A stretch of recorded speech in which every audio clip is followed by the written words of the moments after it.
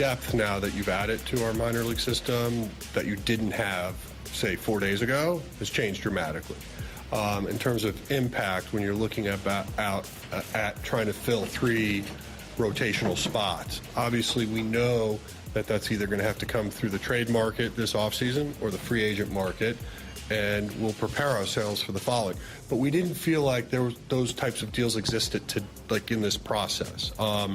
And so we looked at really what path we could go down, and we decided to go down the path of just adding as much depth or breadth, if you will, to our system.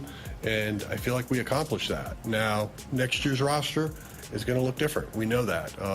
We weren't at the competitive level we wanted to be, and so change has to happen. Alongside Alex Ferrario and Tanner Hendrickson, I'm Brandon Kiley. It's BK and Ferrario here on 101 ESPN. That was John Mozeliak speaking with the media yesterday about what the Cardinals were able to accomplish yesterday. I feel like far too much time has been spent on what they were not able to accomplish yesterday instead of what they were able to do. But we're going to focus on both today.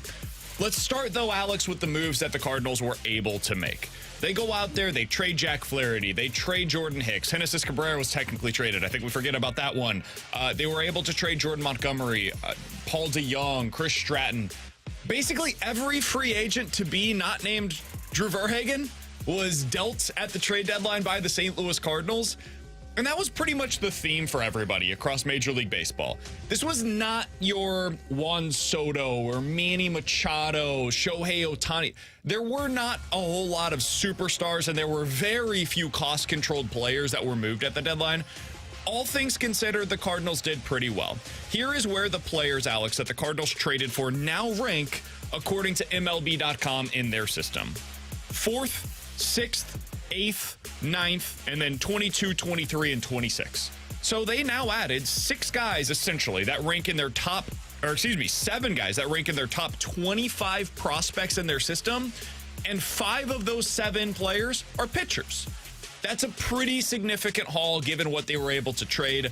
I would give their trade deadline a B.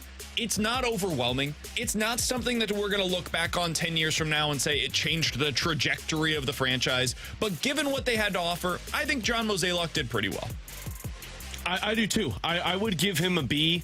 I know it's not exciting because you didn't get the sure thing in your rotation. You didn't get the top 100 baseball prospect thinking that this was a steal, and you accomplished what you said you were going to do in terms of bring in pitching. And of those rankings that you mentioned, you've got one guy that a lot of scouts profile as somebody who could be a 3, maybe a 2 starter for the Cardinals in the future. You've got a couple of infielders that project to be everyday or fringe players for the team. And then you got guys who are closer to the major league level for next season. Those are the guys that were 22, 23, and 26 on this list. So you accomplished a lot.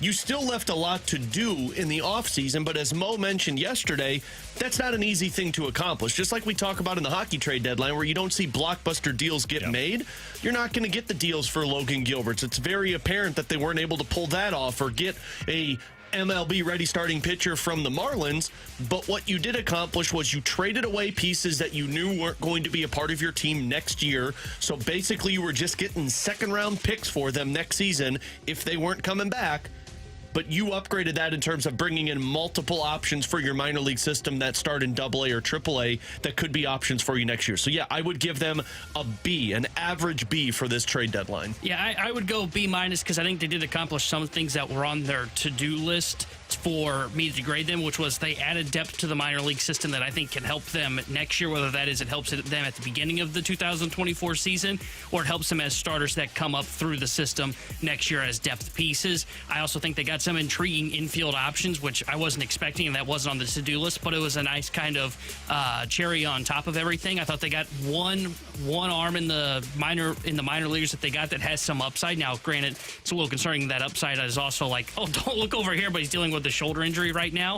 I think where they kind of missed the ball and were not able to get the A for me is they weren't able to acquire a cost control starting pitcher. And I think that was something that had to be on the to-do list.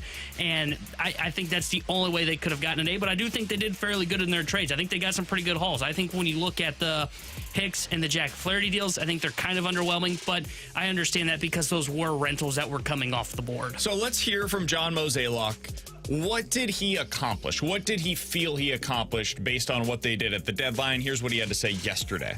When you think about what we were able to accomplish over, really last week and a half, we acquired 10 players, 7 of which are pitchers, 5 starters, 2 relievers, 1 at the major league level, 3 will be assigned to AAA, 1 at AA, and 1 at low A, and then 1 will be rehabbing. 3 position players, 1 going to AAA, 1 to AA, and 1 to our complex league. So pretty diverse group, but when you see that many players going to AAA, feel like we gave ourselves a chance to really add to our bench, if you will, and to give us a lot of options moving forward, and something that we don't have to wait 4 or 5 years to see a return on. So net, we're excited about it, but we still have to be patient, get them into our system, and see really where we're at. I love that he used the net. It was in the first 2 minutes of his availability yesterday. It was just perfect. And he threw in be patient at the end of it, too. It was like a... Bingo. It was a bingo, yeah. In his opening statement, it was perfect. So I like what the Cardinals were able to do because I think they got a wide array of options for themselves on the pitching staff. TK Roby is the highest upside piece that they got. He's also got some serious injury questions. He had a shoulder issue this year. He had an elbow issue a couple of years ago. He might never make it to the big leagues. That's entirely possible. Welcome to pitching prospects. But he also has upside. He's got, apparently, according to scouts, 4+ pitches potentially. It's a nice piece to be able to get in a deal for Chris Stratton and Jordan Montgomery. They also added a lot of floor guys, right? Drew Rom, the kid that they got in the trade yesterday. Wish they would have got his brother, CD. I had that one. Does that joke land for T-Bone? No. No, I don't understand Okay. I had that one ready to go. Last night when they traded for him, I'm like, I'll save this for the show. I couldn't decide if that was going to land with T-Bone or not. No, of course not. What's the age? What's the cutoff for a CD-ROM joke? 25, 26? Because it's pretty close to us, right? Yeah, I would say 99 would be the cutoff. Because T-Bone, you're 22? Yeah. No, wait, 23. 24. Yeah, so you were born in 2000, buddy. No, I was born in 99. Oh, okay. You know what? 314-399-9646 is the Air Comfort Service text line. Did that CD-ROM joke land for you? It landed for everybody. Look, the text. Good Lord. I thought he was doing one of those CDs, you know what? That's what I thought that was. No, his last name. That would have worked too. But different jokes for different folks. He has to have a different last name for that to work. Gotcha. Drew Rom is probably going to end up being a reliever. He's a really interesting player, man. He throws 88 to 90, and he's got a really good slider.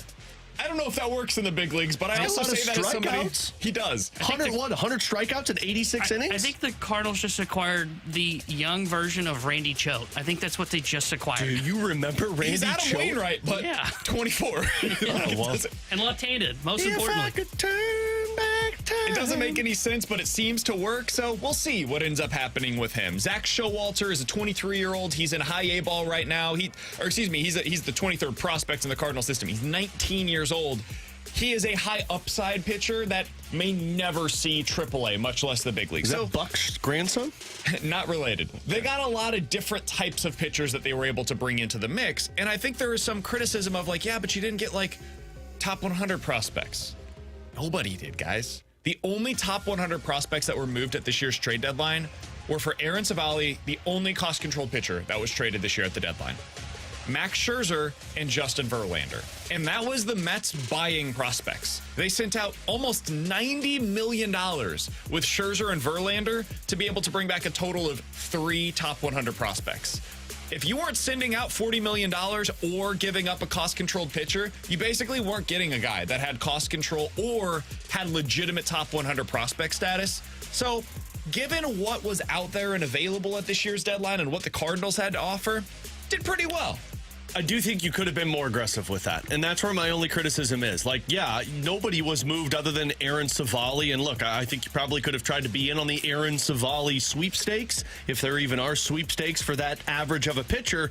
But you didn't accomplish one of the tasks that I wanted them to see do on the trade deadline, and that was get somebody established for your rotation. And Mo even mentioned it. You are setting yourself up for a very difficult offseason.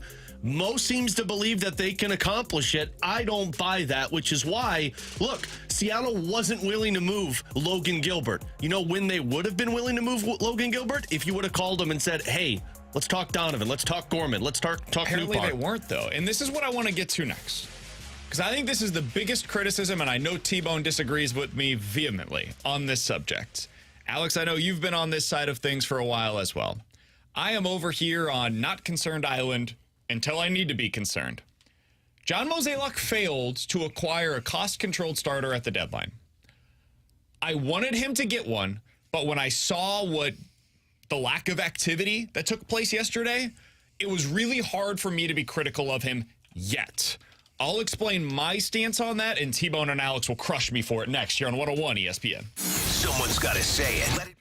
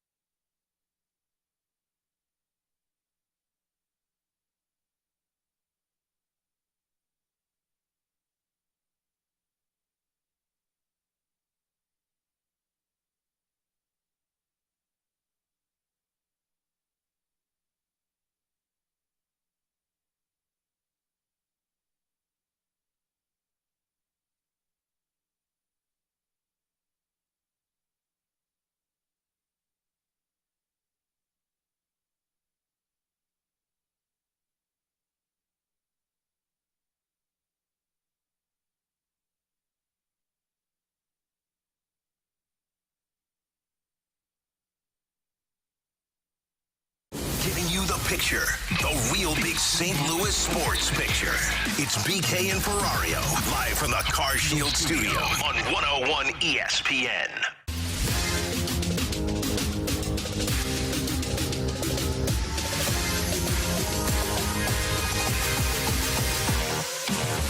I think there might be some Cardinals fans who are disappointed to see that the whole band in the outfield is still together, that Tyler O'Neill didn't get moved, Dylan Carlson didn't get moved. They have time. They could do it in the winter. You don't have to make the deal right now. And what you're hoping is Tyler O'Neill plays better over the next couple of months. I mean, that's what they said publicly was you don't want to sell low. So we're going to hope that he plays better over the next couple of months, and we can trade him for more in the offseason. Still possible because you still have that year of command left. That was the Athletic Baseball Podcast. Alongside Alex Ferrario and Tanner Hendrickson, I'm Brandon Kiley. They were talking about what the Cardinals failed to accomplish yesterday. And Alex, while I do like what they did during the trade deadline, I also have to acknowledge the very real possibility that they left themselves too open in the rotation. They need 3 starters this offseason. And finding 3 starters is going to be a very difficult task. And an entire bullpen. There's that as well. And a center fielder. And probably I'm not sure that some they feel bench like bats. they need a center fielder. So, well, they probably should. Let's focus on the pitching staff for this discussion. So you want to cherry pick this discussion? Okay, cool. I don't think I'm cherry picking. I'm just for it. talking about the stuff that they legitimately need. They could get through next year without having a center fielder going into the season, and they might be fine if Tommy Edman can play the position. And we all think that he can. They'll get through just having a mediocre bullpen next year. Cannot get through next year with the current pitchers that they have available to them. They can't. They would be a 60-win team probably, and that might be generous, honestly. So John Mozeliak was asked about this yesterday after his trade deadline decisions. Here's what he had to say about their inability to land one of those pitchers that we all wanted to see them get. We didn't feel like we could do that in this period. Was it talked about? Yes. Where there was that sort of their strength or their depth, they just weren't in a position to pull it now. And I think a lot of things you got to always remember this time of year, teams that are trading to win now don't want to trade from their current roster. And so it just really limits your ability to make that more impactful deal. So I know what's coming my way. BK's on Mo's payroll. BK wearing the Mo bow tie. All fair. I'm not. I would accept the money, but I'm not. Alex, I didn't have a whole lot of criticism for what they did yesterday or what they failed to do yesterday because nobody else did it either. The Cardinals are not the only team that needs cost-controlled pitching. The only cost-controlled starter, though, that was dealt was Aaron Savali. And honestly, guys, while I would like to see Aaron Savali in this rotation, I think he would be an upgrade from what you have currently. He's like 35th on the list of guys that I would like to see them add to this rotation. He's a fine starter that doesn't have a whole lot of swing and miss and is probably currently having the best season that he'll ever have in his major league career. So if they missed out on that and they would have had to give up Mason Wynn to get him, which is probably what the cost would have been because they ended up getting a top 100 prospect for Aaron Savali, I'm okay with it. But it does put enormous pressure on John Mozeliak going into the offseason to acquire not 1, not 2, not but 3. 3 starting pitchers. And then, yes, what you said earlier is also true, Alex, some relievers as well. So it puts a ton of pressure on his desk going into the offseason. But yesterday, I'm not going to sit here and crush them because they didn't get a starter that appeared to be unavailable at the trade deadline. I'm not going to crush them, but you can understand my skepticism and frustration that they didn't. Yeah, nobody got moved, but it's because teams weren't willing to pay the price to make those players move. We don't know that.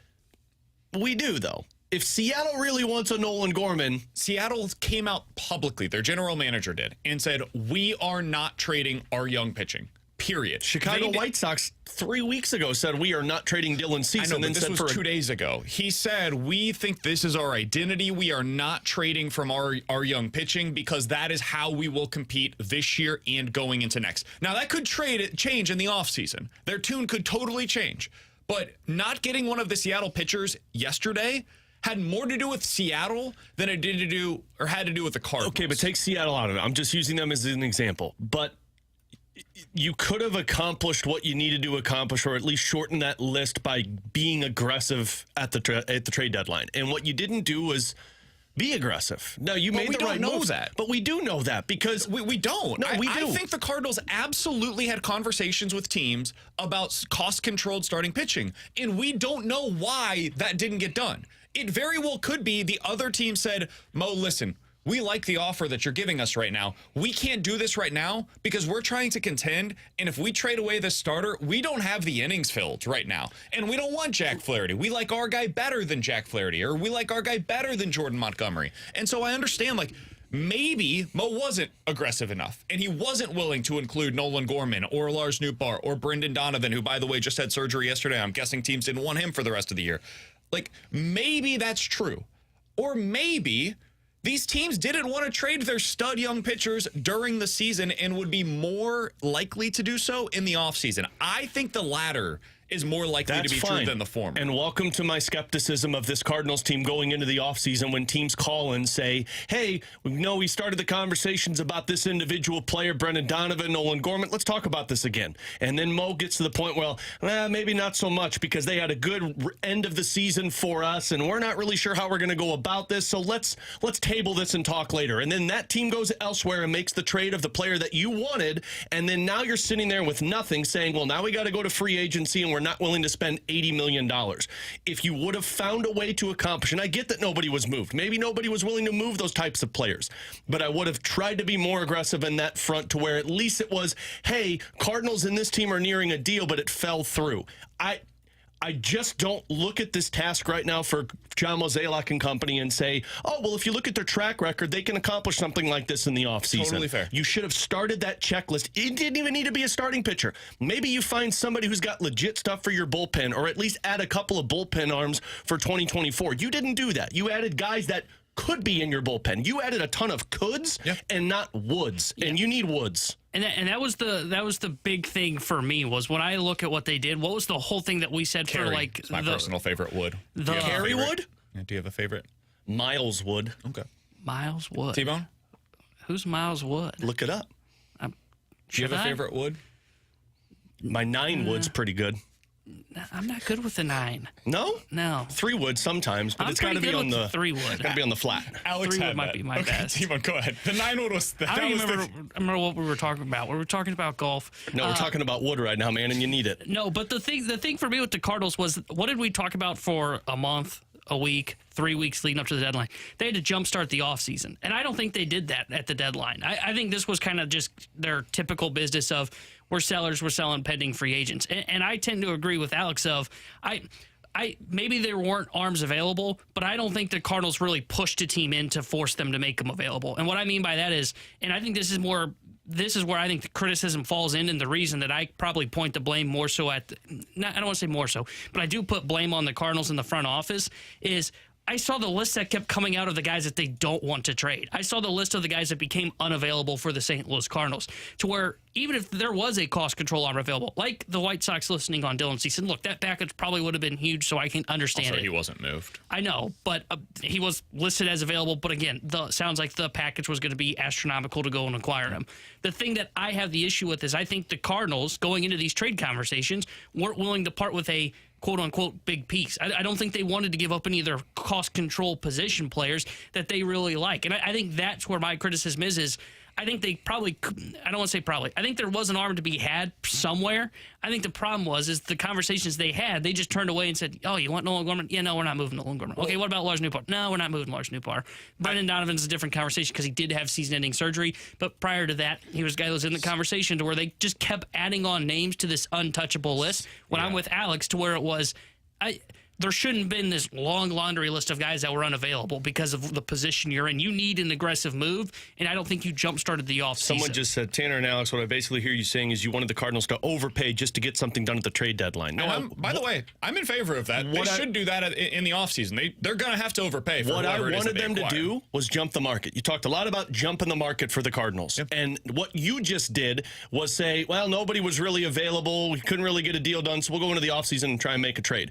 For top-end starting pitching, that other teams are going to be saying, well, yeah, we want that too.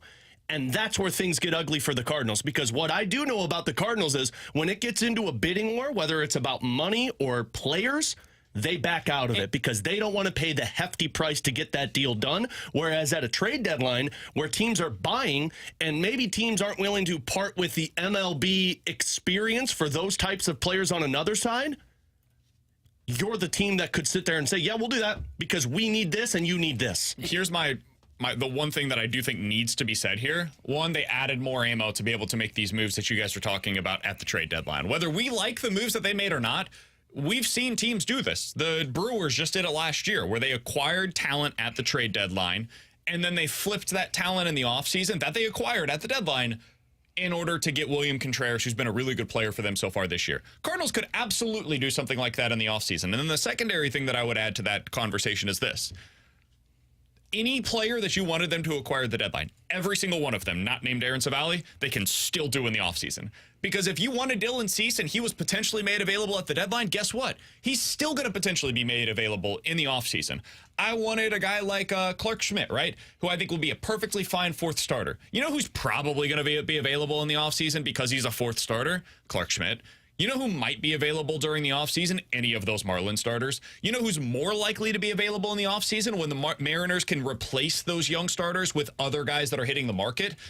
Probably one of their young starters. Like, instead of them having to replace one of their young starters right now with who knows what, because there wasn't a whole lot of pitching available on the market, the Mariners could then say, you know what, okay, so we're trading, let's call it Logan Gilbert, for Nolan Gorman, a cost-controlled young position player, right, that they need desperately. And then we're going to replace Logan Gilbert by going out and signing Sonny Gray. That's something that could absolutely happen in the offseason. It is a hell of a lot more likely to happen in November than it is to happen in early August. So I'm going to wait because I actually think they might have made a bad move by getting out in front of this at the deadline by not waiting. It could have become what they did with the Marlins, where they didn't wait and they ended up, instead of getting Christian Yelich, getting a guy that was climbing the wall in left field and not able to throw.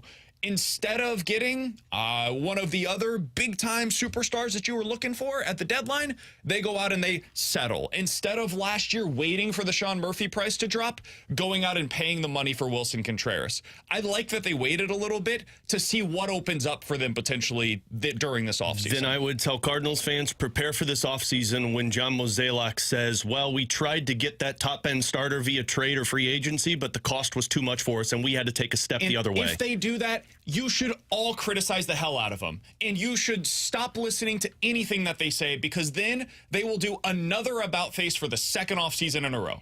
But I cannot criticize them yet for something that they have not yet failed to do. I can criticize them for off seasons past where they failed to do things that they said they would, like last year where they said they were going to up the payroll and then didn't.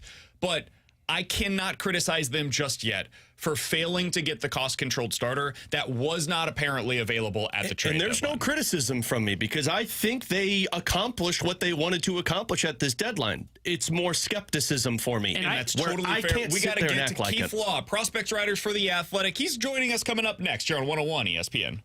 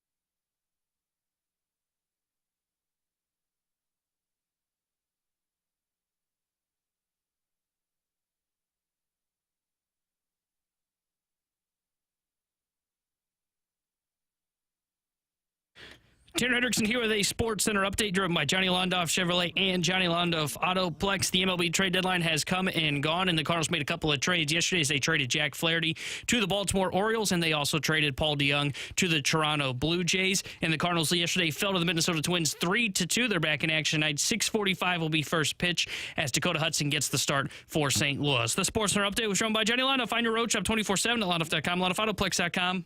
Are you kidding me?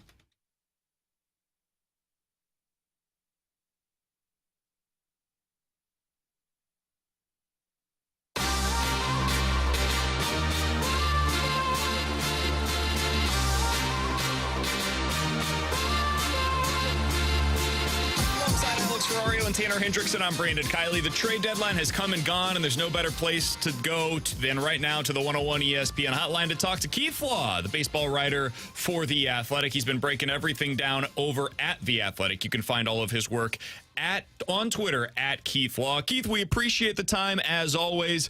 The Cardinals did a lot of selling over the last couple of days, but it was all for rentals, and so of course the return for those is going to be suppressed. When you saw what the Cardinals were able to accomplish at this year's deadline, what was your overall grade or reaction to what they were able to get? Yeah, I don't think they did great. I don't think they did horribly, but I think I feel like they probably should have gotten more in total.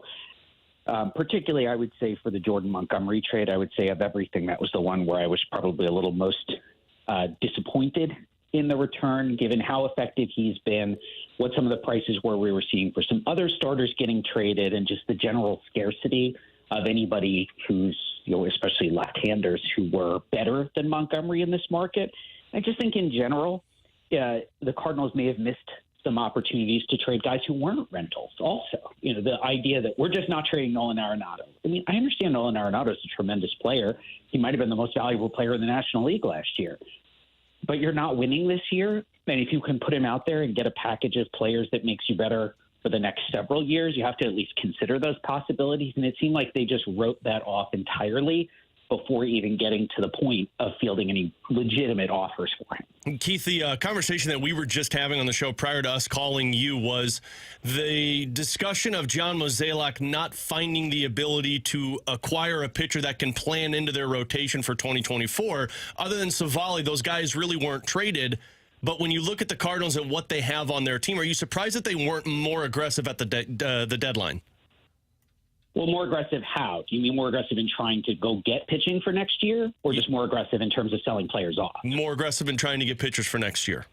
Yeah, I would push back a little bit on that idea. I mean, I feel like, I bring this team up because they're sort of local, right? If you look at how the Royals have historically approached a lot of these trade deadlines, and I'm going back, even 15 years to the Dayton Moore era, they always said, well, we just need this. We need pitchers and catchers, so we're just going to try to get those guys. Instead of getting the best returns in trades, they would try to focus on very specific categories of players. And I think in general, that didn't work out for them. You have to accept that you may not get exactly the package that you're looking for, exactly the categories of players you're looking for. Your goal in any trade situation like this, where you're trading major league players for prospects, you just get the best package you can overall. And honestly, that would probably more be position players for me than pitchers anyway, because of the higher degree of certainty that we do see with position players. So I'm not saying I would never take a pitcher, but I would always lean towards adding the position players. If you end up in a situation where you have a surplus of good young position players, then you can try to package some of them together to go get more established pitching, especially when you're in a contending window again. It's interesting, Keith, because I think the Cardinals did exactly what you're talking about, where they just wanted to add as much pitching depth as they possibly could, and specifically close to the major leagues pitching depth. Do you think that focus on upper level pitching is what ended up maybe decreasing some of the value in somebody's eyes like yourself?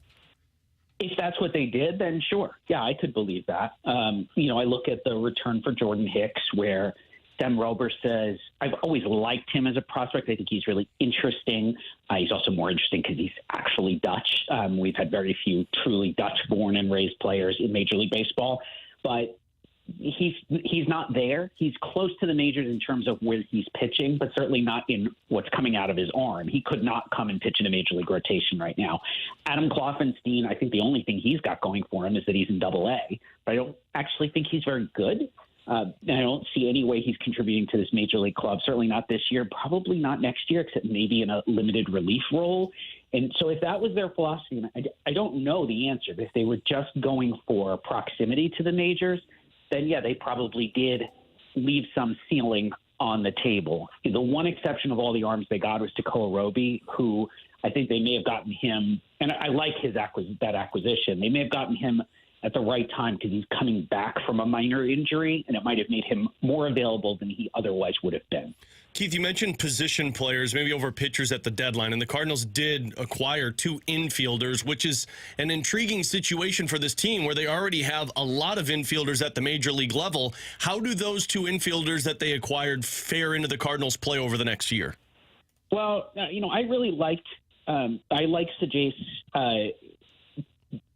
probably the most of the guys they got coming back. I think they're going to have to ultimately determine what his best position is. We know shortstop is Mason Wynn. I don't know exactly when. Maybe that's tomorrow. Maybe that's before the season About is out. 2 weeks, Keith, is what it sounds like. Okay, perfect. That works for me. I am a huge Mason Wynn guy, and I mean that 2020 draft from the Cardinals is going to be one of the greatest draft classes we've ever seen a team have. So you plan around Wynn. Maybe Jason moves to second. Maybe he moves to third. That kid just keeps getting better, and I will fully acknowledge I may still be underestimating him because he has improved so much over the last 15 months or so. I saw him in April of last year and thought, this is just a nice extra infielder, maybe, nice little player, and he just kept getting better, stronger, better eye at the plate, even shows up this year even stronger than he was at the end of last year, so he's on the right trajectory. As much as I say I didn't love the Montgomery trade for them overall, it also did bring back, I think, the 2 best prospects they got in the deal. So at least relative to what else they did, at the deadline, at least relative to what else they did, that did return I think the 2 most interesting guys. We're talking to Keith Law here on 101 ESPN. Find all of his work over at The Athletic, and you can follow him on Twitter at Keith Law. Keith, you mentioned how a couple of the guys that are maybe in terms of proximity to the big leagues, they're close, but they maybe not close to actually pitching in the big leagues in a meaningful way. Who do you think could be close to the big leagues? Who could be a part of the Cardinals, whether it's their rotation or their bullpen, as soon as next season in your mind? Well, I think you'll see Roby appear in the big leagues. I think you'll see Drew Rom, who was part of the Flaherty trade, appear in the big leagues at some point next year. Kloffenstein, I don't know what they see in him. I saw Kloffenstein at the end of last year and said, I don't know that this guy ever pitches in the majors. He's been a little better in 2023, but he's also repeating the same level he was at last year, so I'm pretty skeptical. But if they see something, maybe they think he can come up and work out of the bullpen and be more effective in a limited relief role, maybe get some of his velocity back. I think those guys will appear in the majors next year. I would not bet on any of them being real contributors next year. Even though I like Roby somewhat for the long term, I don't think he's going to come in and be a 3rd starter for them next year, maybe not a 4th starter. I think these are guys who come up and maybe get their feet wet, maybe struggle a little bit out of the gate, and that their real value is somewhere further down the road. Explain Drew Rom to me like I'm for, Keith, because I see this write-up of, okay, he throws 88 to 90, but he's getting a ton of strikeouts down in the minor leagues, and it doesn't compute in my head. Can you explain him a little bit to us that haven't watched Drew Rom regularly? Well, a lot. And I think Drew Rom is a reliever. I know he's been a starter. He does miss bats. He also gets hit pretty hard. He does not really have much of a breaking ball. He is a fastball changeup guy with a good bit of deception. Obviously, having a good changeup can help your fastball play up as well. And the Cardinals have particularly in a couple of spots in recent years gone after some of these guys with unusual deliveries, particularly what they call the low approach angle or low attack angle. They took Cooper Jerpy in the draft in 22, which I thought was a huge reach. And his arm slot and the deception of his delivery was a major reason for that. The 3rd guy they got in the Flaherty trade, Zach Showalter, another guy with one of those, it's a lower arm slot, low approach angle, very tough for seam side hitters. They seem to think that's an opportunity for them. That's something they should be targeting. And it looks like now that's two guys at this trade deadline. I mentioned Jerpy. There's some other guys kicking around the system. It seems like that's something they're particularly going after. I also think the hitters tend to tell you how effective that is. And in Rahm's case, yeah, he gets strikeouts. He also gives up a lot of hard contact. And the lack of a breaking ball is going to be a serious, serious problem for him being anything more than a one-inning reliever. Keith, John Mozeliak talked to yesterday post-trade deadline, now that everything's accomplished and the dust is settled, about how they do have some big tasks in the offseason, whether it's via trade or free agency. I want to hone in on the trade. Looking at the Cardinals and what they acquired and what they have, do you see this team having the necessary assets to go out there and acquire a top-end pitcher in the offseason? Without knowing exactly who's available in trade this offseason, there's definitely some pitchers who are pretty good who are heading for free agency. The Cardinals just traded one of them, actually, in Montgomery. They could always re-sign him. I think the answer is yes, particularly since they seem to – you guys would probably know this better than I would, but for whatever reason, they seem to be willing to deal Dylan Carlson. And I don't know why they've soured on him as much as they have. I'm pretty sure there's 20 teams in baseball would be very, very happy to have Dylan Carlson on their roster while he's still – I don't even think he'll be eligible for arbitration. He is – or he might be first-year eligible. He's going to make no money. Of course teams want that guy. So if they package him together with one or two prospects currently in the system, decent prospects, and they have quite a few, maybe even one or two of the guys they just traded for, yes, I believe they could go get whoever the best pitcher is available in the trade market this winter.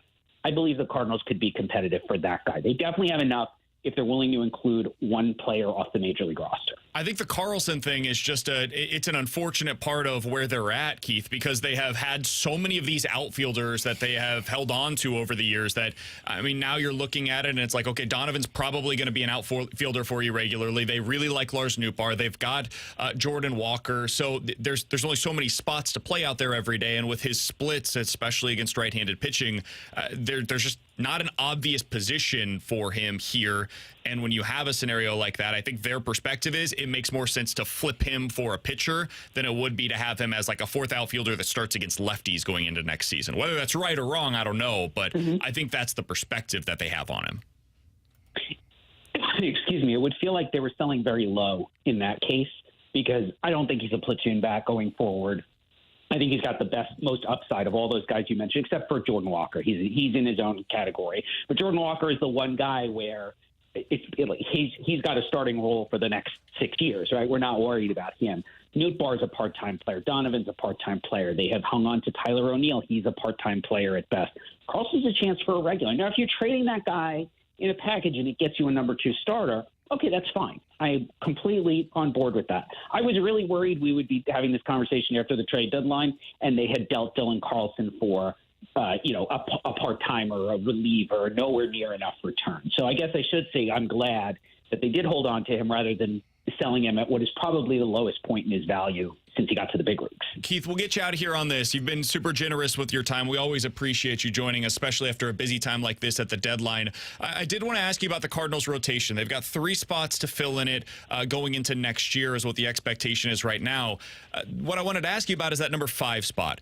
Do you believe that the Cardinals have anybody in their system right now, whether it's Liberatore or somebody else, that could reasonably be written in as the number 5 starter going into next season? It could be Liberatore if he's got a big adjustment he's got to make where he's got to either change something about the fastball or just stop using it so much. All his secondary stuff is better than the fastball. He's getting crushed on the fastball when he comes to the big leagues. But I would actually bet, if you're asking me who is the 5th starter out of someone in the system, I'd probably say Graceffo is the most likely. And then I'm not sure if I'd say McGreevy before Liberatore. I was always a big Liberatore guy, but we saw him again this year. He's not making that adjustment. Like, this is not working. You have to change something. So I don't know that I want to just say once again, I think Liberatore will figure it out. It's possible that McGreevy, even with less upside, just because he's such a command guy and you can at least count on him to come up, should be able to count on him to come up and throw strikes, they might be more inclined to give him the chance if Graceffo, who is a legitimately strong prospect and projects as a mid-rotation guy down the road, if he, for whatever reason, can't grab and hold on to the 5th starter spot. Do you think they should be calling up McGreevy now to go ahead and find that out before they get to the offseason? I don't see a lot of downside with that. With position players, you might want to play a little service time game. I don't love seeing teams do that. But with pitchers, who's smart enough to tell me that this pitcher, Mike McGreevy, he's going to be healthy and effective 6 years from now? Oh my God, just call him up, right? we're lucky if we can keep these guys healthy for 3 years. Call all of these guys up Liberatore you've seen, obviously, but call Graceffo up, call McGreevy up, let them take a couple turns in the rotation, let the coaching staff get to know them, let major league hitters tell you what they need to work on. There's real truth in that. If something isn't working, the hitters are going to tell you very quickly. And I like these guys as prospects, but most pitchers who come out of the minors are not finished products. You have to bring them out to the big leagues and let them take their lumps a little bit. You can head into the offseason with a new plan for each of those guys. Here's what you need to work on to be in our rotation next year. Keith, we always appreciate the time. Thank you so much for hopping on with us today. We'll be reading you over on The Athletic and following along on Twitter as well at Keith Law. Thanks so much, and get some sleep now that the deadline is over, my friend. My pleasure. You got it. That's Keith Law joining us. We always appreciate his time here on 101 ESPN. Some interesting stuff there, Alex. I totally agree with his perspective on McGreevy there at the end in particular. I think he should be, we'll talk about this more in the 12 o'clock hour. McGreevy should be making the start tonight. I think he should be up right now and getting that opportunity instead of Dakota Hudson. This is no slight against Dakota Hudson, but we know who he is. He was an ace for you at one point, Alex. That's true. Now he's not. Now he's probably going to be non-tendered in the offseason. Even I am on board with that that train that you just said. I would also like to see, any of these guys that you think maybe can contribute to you in 2024. Man, bring them up and put them into this bullpen. What's the opportunity cost? Who are you sending down that you're worried about not getting opportunities? James Dale, of course. Let's go through the purge of this 40-man roster and guys that are up here, because I can cut about 7 or 8 guys off of it. I understand that the 40-man is super important, and they want to make sure that everything is clean and tidy going into the offseason. Man, these guys that are actually going to meaningfully matter for you next year, go ahead and find out now what they can do for you. So I like what Keith Law had to say there. I also found it to be interesting that he said the Cardinals have what it would take to get that number 1 starter, number 2 starter, front-end starter, however you want to classify it, going into the offseason if they are aggressive enough to go get that. And he said one of the position players on your major league roster and prospects. Yeah. And that's pick your poison. And that's going to come down to how high of a ceiling do you want in the return of that major league pitcher? Do you want a guy who's probably at best a 2, or do you want a guy who's at best a number 1 ace? Because that's the level of prospect that you're going to trade. 314-399-9646 is the Air Comfort Service text line. We'll get to Katie Wu coming up at the top of the hour. Questions and answers is next.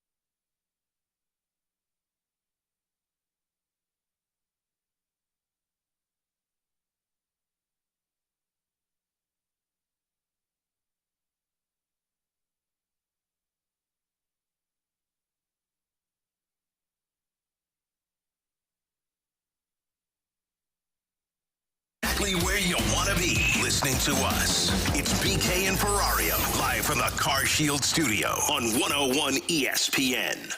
You've got questions, we may have the answers.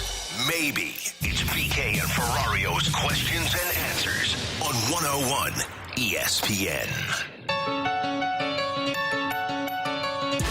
319-9646 is the Air Comfort Service text line for questions and answers. Alex, let's start with this from the 314. Guys, if you could only bet on one player that the Cardinals added at the deadline to have a significant impact on the Cardinals in their career, who would it be? I'll go with Roby. Just because of the upside that he's got, and if it sounds like, at least that's what Keith said, a minor injury, I'll say Roby's the one that's impacting it. I'm going with the infielder they acquired in that same deal. I think he's got more upside. JC? Little T. Little T. Just JC. I have concerns with Roby and the injury, and that's why I think he's the guy that if he wasn't dealing with a shoulder issue and hadn't had an elbow sprain a year or two ago, that he would probably be number one. But because of that, and Keith Law wrote up on Little T that he has a potential to be a four-war player, and he's got some pop in his bat and can play the infield, I think he's the guy that impacts the club more. Lil T is my answer as well. He's such a classic Cardinal. No batting gloves, can play all over the place, and has a hit tool that everybody raves about. So I'm going Lil T. Thomas Sajasi is my guy that I think is most likely to have a significant impact on the Cardinals in his career. From the 314, guys, do you agree with Keith Law that Nootbaar, O'Neill, and Donovan should be considered part-timers? And if that's the case, what are we doing? We definitely need to see some major changes. I do not. I think Nootbaar and Donovan have proven themselves to be major league regulars. Now, the upside on both players, I think you could argue it. I think Donovan's a really good baseball player, and I think he's a winning player on top of that. So I think he's an everyday player, period, and is leadoff hitter for a contending club. Nootbaar's the one that I'm a little more skeptical on, but if he adds a little bit more power to his game, I think he can be a regular as well, and bat third or bat in the top six of your lineup and you're feeling fine. Can you just say bat him third? Yeah. He's been batting third for you. Yeah, and how has that been going? Again, I said if he adds a little bit more power to his game, he's getting on base 37% of the time. He's batting .270. That's a really good player. So, yeah, I would bat him third, especially against right-handed pitchers. O'Neill, I think he's a part-time player. I'd like to manage against you. I think two of these three are part-time players. One of them is the everyday. Donovan's the everyday player for me, and I think Nootbaar and O'Neill are fourth outfielders. I think Nootbaar's an everyday player, but I think he's a little overvalued right now because he just hasn't shown the power. Now, I would not hit him third. I would hit him in one or two. I like the idea of the double on base up at the top of the order, but if he gets power, then yeah, he can be kind of one of those middle of the order bats, but I think he kind of fits in the everyday because one, he does have one great skill, which is getting on base, and he's also a really good outfielder defensively when you put him in a corner, not so much in center field. All right, last thing here. We'll get to this real quick from the 314. Guys, if you guys had to place a bet today, not taking into account the odds, don't worry about that, but who would you bet to win the World Series this year? I would go with the Braves. Yeah, I think they're the favorite, but I would go with the Braves. I think I'd go Braves or Astros. I think the Braves have I think it's easier to get out of the National League this year than the American League, so I like their path to the World Series, and I think they just have the best team overall. Yeah, especially if they're getting all these pitchers back. I'll say the Braves. Yeah, I would probably say the Braves as well, just because I think they've got the best offense in baseball, and their pitching's good. Now, if they start dealing with injuries, then I'll become a little bit more skeptical, but that's the case for everybody. What is the correct amount of skepticism on the Cardinals' offseason plans? I think we're all on a little bit of a differing path there. What's Katie Wu think about that? We'll ask her next here on 101 ESPN. Alex Ferrario and the 101 crew.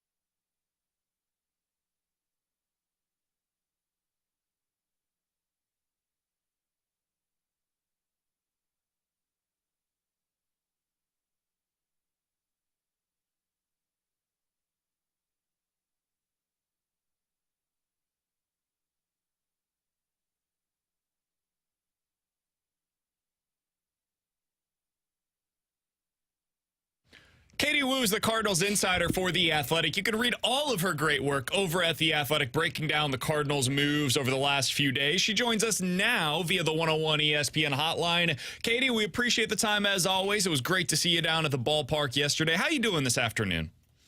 I'm doing well, squad. How are you guys? Really nice to see you in what was a crazy, crazy day for everybody yesterday. We're doing well, so let's get to it. What'd you think of what the Cardinals did? And I think what a lot of people are focusing on right now is what the Cardinals failed to do at the trade deadline.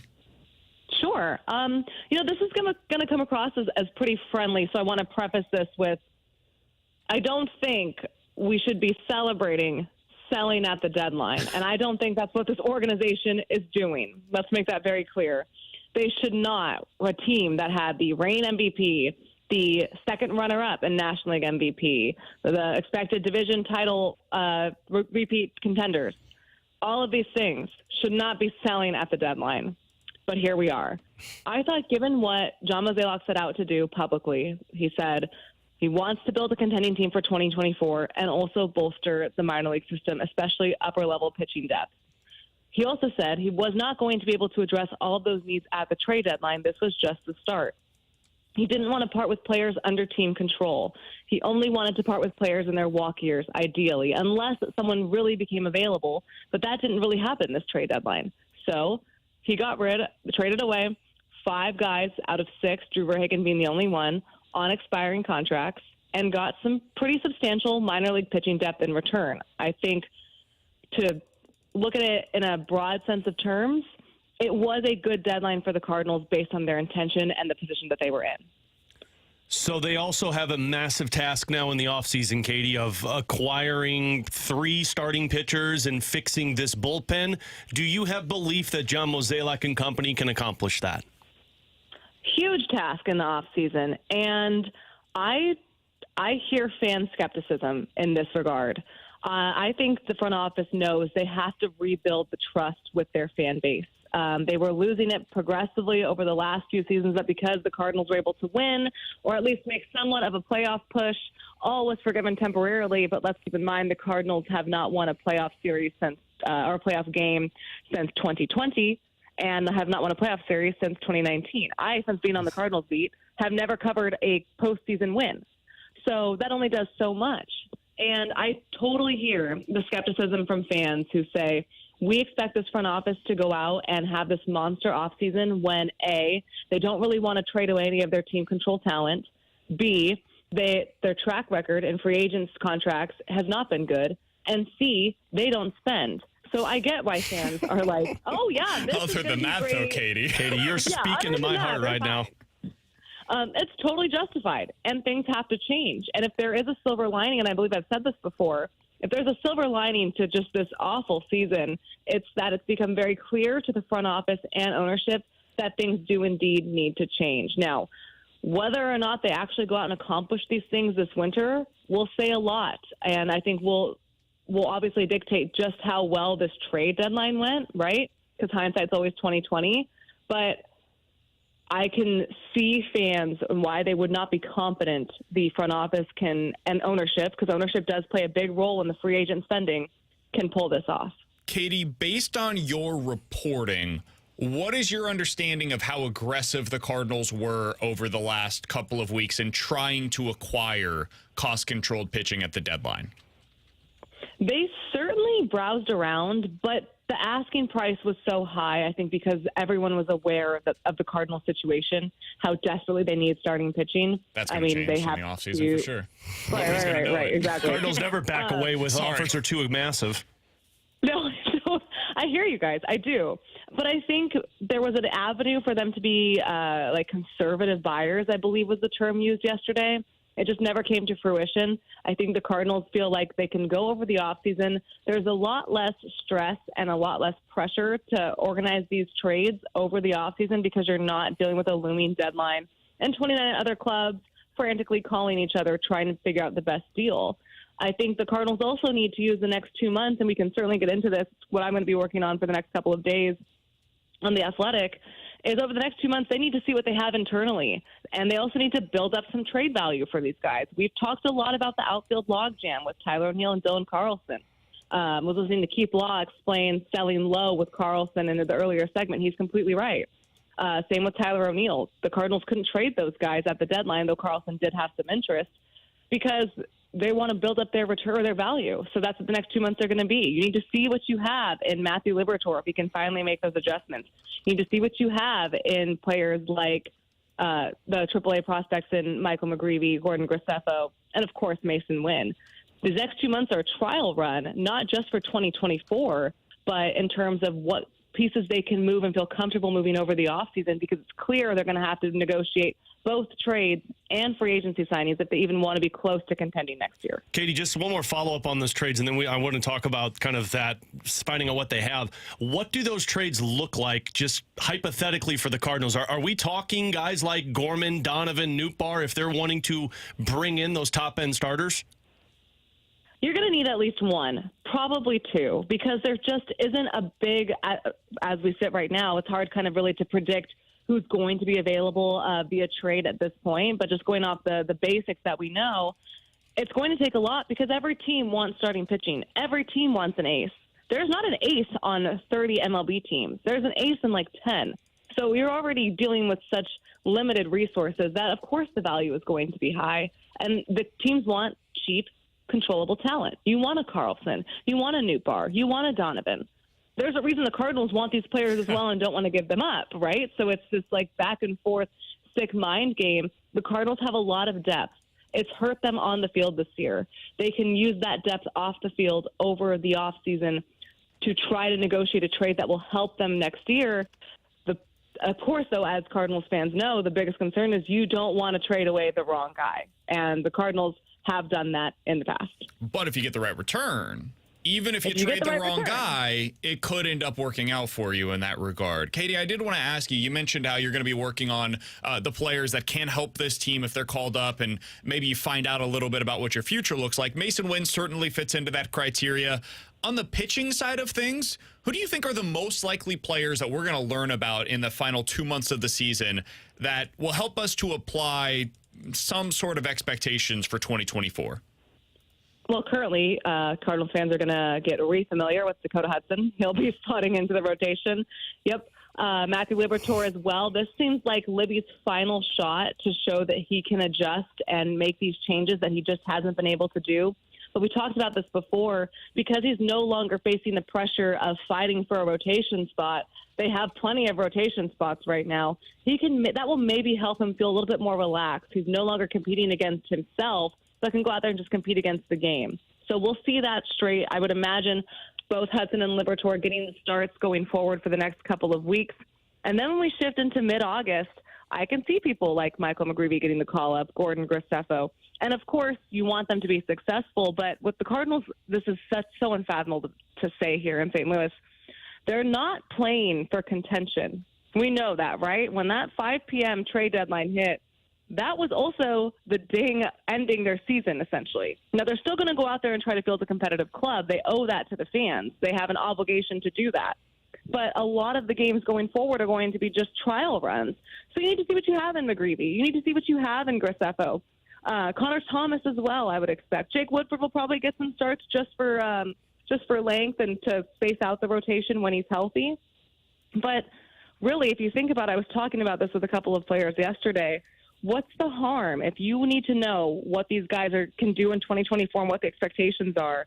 Why not bring them up now, have them play when the competition level and the pressure level is relatively low, and see what they have? It's better they fail now or learn to adjust now than be thrown into the fire for a team that has publicly said multiple times they're trying to win next year. Hell yeah, Katie. Katie, that's what I'm talking about. Follow-up question, and I'm going to preface this by saying, you know that you and I were the Dakota Hudson fan club last season, but why do the Cardinals need to get reacclimated with Dakota Hudson? Don't we know who he is? I would think the Cardinals know at this point, but hey, he's in the organization, and this is the time to get everyone a chance. I would say it's just because I think the Cardinals want a little bit more time with McGreevy and Graceffo. I think it's going to be kind of a rotation, if you will. You're going to see Miles Michaelis and Steven Matz, and Steven Matz has looked pretty good as of late. And then those 3 spots, you're going to have like 3 weeks where it's Hudson and Libby, and then maybe they filter someone out and give someone else a chance, like you get a McGreevy call-up or you get a Graceffo call-up. it will be a fluctuating rotation. It'll be a fluctuating lineup. There will not be a lot of stability minus your infield corners going forward. Katie, they're not going to tell me about how hard it is to manage this 40-man roster, and that's going to be the thing that limits them from making these decisions, right? I'm not going to hear any of that. You can't bring up Mason Wing because of Taylor Motter. I would sincerely hope that would not be an argument or a reason that I hear. Okay. Because I just don't think that there is – I think we all know better than that. Okay, good. Just making sure we're all on the same page and that it's fair for me to be critical if that is an explanation that we hear from There's you. BK with that. I think we all will be. There's BK with that tone again, Katie. I just wanted, Katie is an insider. She's done the reporting on this. I just wanted to make sure that I'm not being unfair because sometimes I am. Katie, we appreciate the time as always. You've done excellent work breaking down the trade deadline. Great reporting throughout, and we will talk with you again next week. You got it, guys. Talk to you soon. That's Katie Wu, one of the best in the business. We always appreciate her joining us for an extra appearance this week here on BK and Ferrario. Alex, the biggest thing that I wanted to get there was kind of her perspective on where the Cardinals are at and where they view themselves being 6 months from now, right?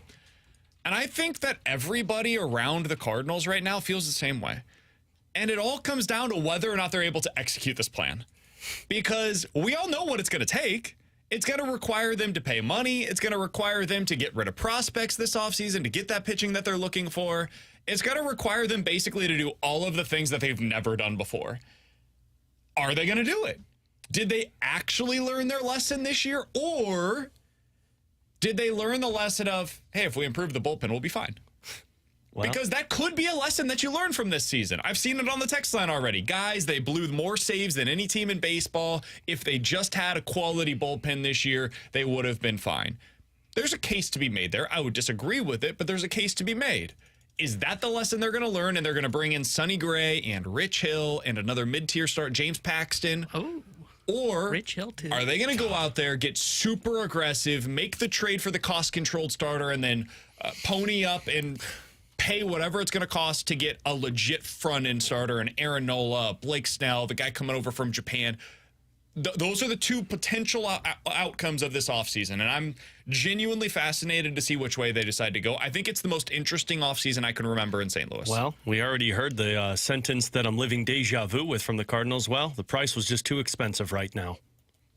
Where they won't say that in the offseason, where now you've got 15 to 20 teams bidding on that individual player. Well, the price is just too expensive for us. So we'll wait and see what Rich Hill's doing in August. I do think there's one thing, by the way, I mentioned how this offseason's really interesting to me. There's been some interesting off seasons in the past, like last year. A really interesting offseason, compelling, because we thought, maybe they'll go after one of these shortstops. I think the difference this time around is that in previous offseason, you could talk yourself into an answer internally.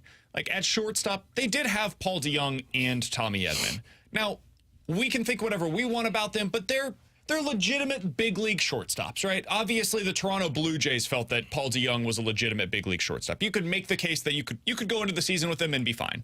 We've seen in the past where you looked at the rotation last year. They had legitimate in-house candidates for the 5 spots in their rotation. This is the first time where they don't have any options. Like, you can't even convince yourself that you've got 5 starters right now. You can't even convince yourself really that you've got 3. What are you talking about? Hudson, Liberatore, Graceffo, McGreevy, Matz, Michaelis. I just named 6. Again, you cannot reasonably convince yourself that you have maybe 3. You have to add at least 2 starters this offseason, no matter what. And you have to add at least 3 bullpen arms, no matter what. That is the most activity I think we've known that we're going to see from the Cardinals in 10 years. It's been a long time since I can remember the team needing to address this many different things in the offseason. It's probably the most moves since the Fowler-Cecil offseason, and that was 2 moves. Yeah. We're talking about 5, potentially, maybe even 6. Boy, they nailed that offseason. Yeah. Woo. But that's why, like, I instead of seeing Hudson start tonight, like, to your question of it's hard to look at and say, what do you have in terms of, like, filling in that 5th spot? I mean, I don't think you can even go into the offseason going, all right, well, we didn't see McGreevy, we didn't see Graceffo. All right, let's plan on him being number 5. Yep. That's why I look at this start tonight from Hudson. I go, What the hell are they doing? Like, I know what he is. There's no chance he's back next year. Let's get to that on the other side. Dakota Hudson is starting today. How come? We'll talk about it next here on 101 ESPN.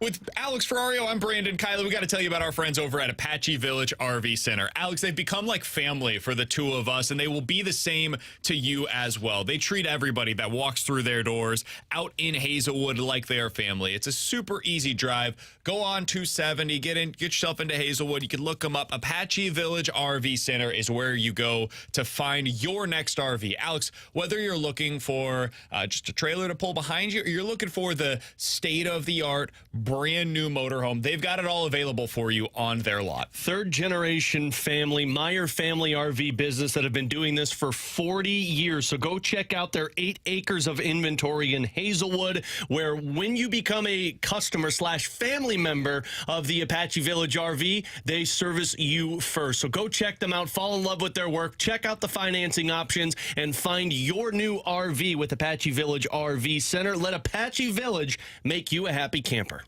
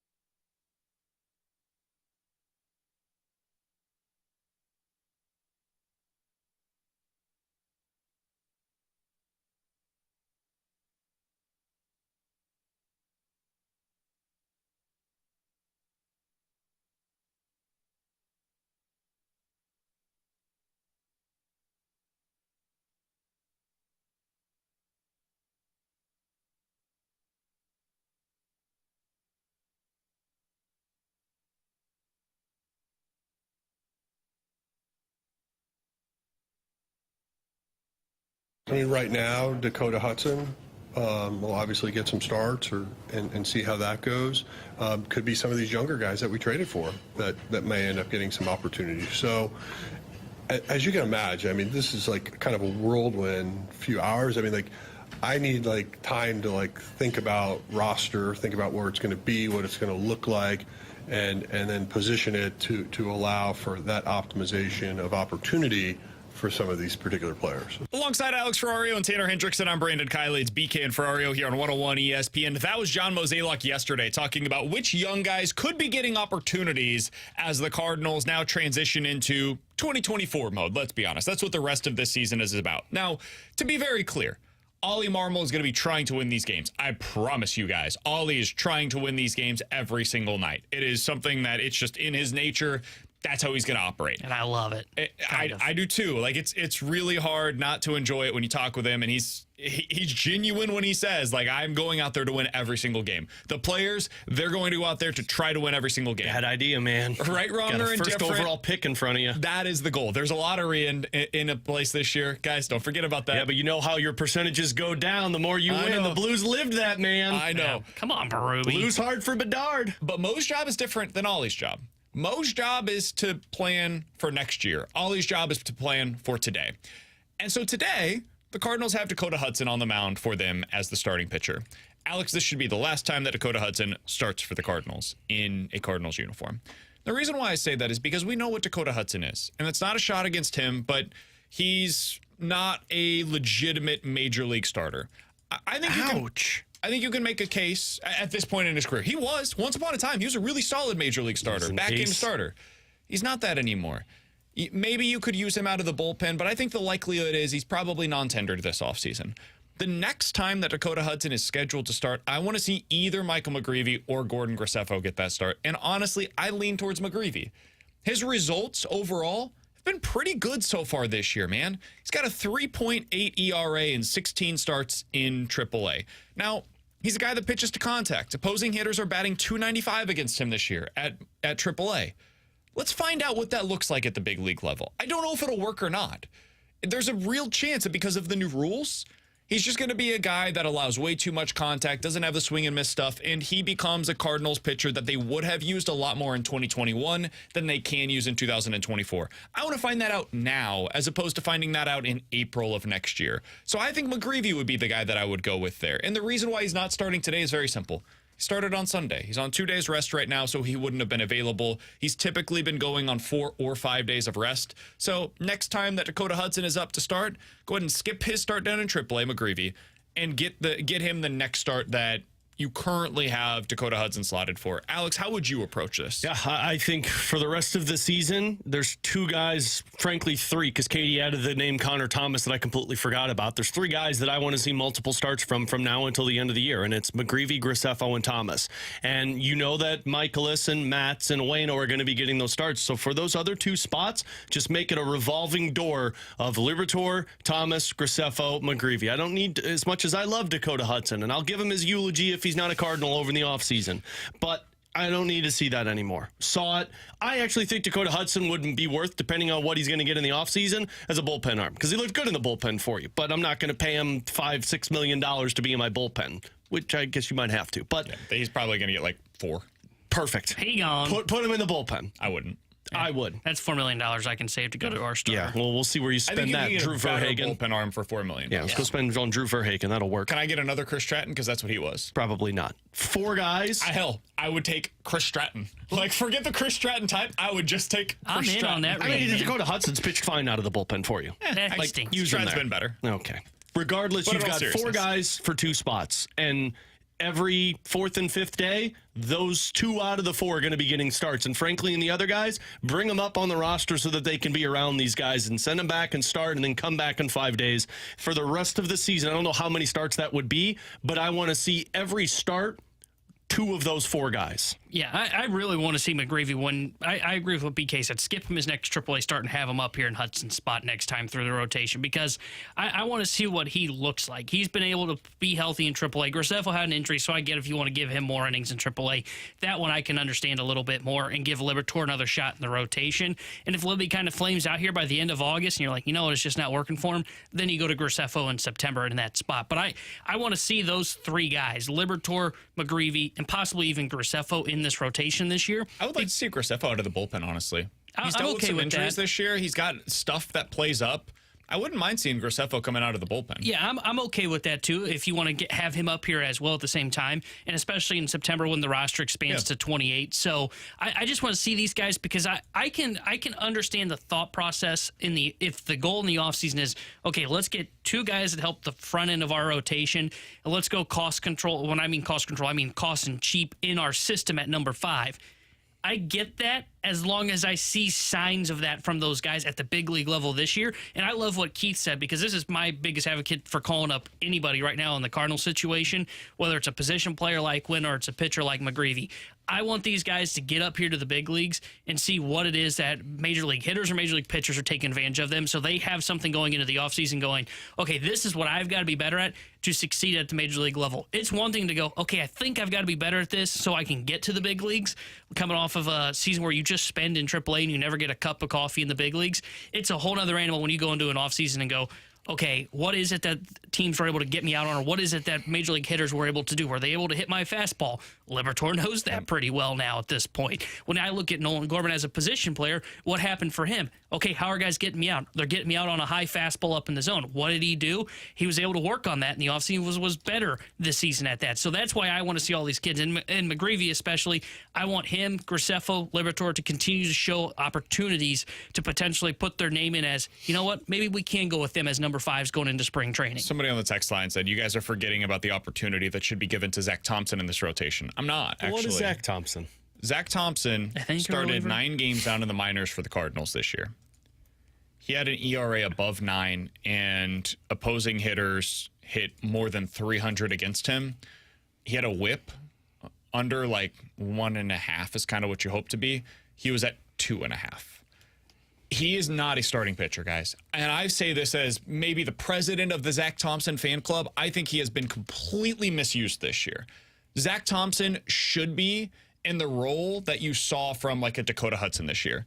He's a guy that comes out of the bullpen as a mop-up guy. Or you can use him in spurts, but it can't be back-to-back. Like, he's not your traditional bullpen arm, so it really limits your flexibility when he's out there. So I understand why they wanted to try it as a starter for Zach Thompson, but now it's time, and he's back up with a big league roster, to get him in those short spurts as a bullpen arm. Let's see what that looks like, because he's got a good curveball. His fastball, when it's right and when he has command of it, can play up pretty well in the big leagues. Those are his 2 pitches. They work best coming out of the bullpen, so I'm not forgetting about him at all as a starter. I'm writing him off as a starter because I do not think that's the best role for him moving forward, especially now that you have so many alternatives to what he brings to the table. You just got too many other guys that are penciled in ahead of him now. So the best chance for Thompson to have a major league career with the Cardinals is to be a usable major league reliever. That is his role for the Cardinals in 2024. And you need to identify who those guys are that you thought might be starters and probably are better off being relievers.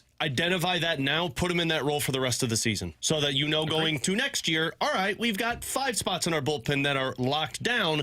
Let's address the others. By the way, somebody asked on the text line, who are you guys taking off of the 40-man roster in order to make it work for the guys that you're placing on? Pick because Graceffo, McGreevy, they both would have to be placed on the 40-man roster. I think it's very simple for me. Kyle Leahy would be DFA'd, and I would probably then DFA James Nail as well. Those would be the 2 guys. If you're done with Dakota Hudson, why wouldn't you just DFA that? Correct me if I'm wrong. I mean, they've got 4 40-man spots open right now. So one of those guys would have been Drew Rahm that was added to the 40-man roster as well. I thought there were 2 guys from the Baltimore. Was the other King one. was as well. So they've got 2 open spots on the 40-man right now. I thought the other guy on the Baltimore deal was on your 40-man too. Not that I'm aware of. No? Okay. No. I thought they said that 2 of the guys in that Orioles deal were put on your 40-man. I don't believe so. Yeah, nobody else that I have seen here is on the 40-man currently. But King is, and then you were able to get the guy Drew Rom that is also on the 40-man roster right now. But those would, if you did have to open up the spots, which I'm not sure that you do or not, I would have to count them up right now, and that's not good radio. Those would be the two that I would make. I would just see what that looks like. Andrew Suarez is another guy that, like, if necessary, you could make that move. Like, there's moves that they could make if they need to. DFA Suarez? When's his birthday? Because that's when he'll get DFA'd. He just celebrated, I think. Oh, okay. Too late. Deadline's Good for fast. him. He's got a whole nother year. Yeah, Suarez is the type of guy that you probably could get through waivers. He's 31 years old, man. Yeah, and to your point, like, there are multiple guys on the 40-man that if you had to create room, like, let's be honest, we could probably look at this 40-man now and go, all right, there's about 15 guys here that should be at least considered to be DFA candidates. Somebody says DFA Motter. That's the move whenever you go ahead. Or Motter and Fermin are probably the moves of one or both of them whenever you bring up Mason Wynn. Palacio or Moises Gomez that you're not using. Like, you got a ton of dudes that you're not using right now. Start DFAing some position players. You have some options. There is optionality. Time to purge. Optionality, excuse me, As in the words Cardinals of John would say, Mozeliak.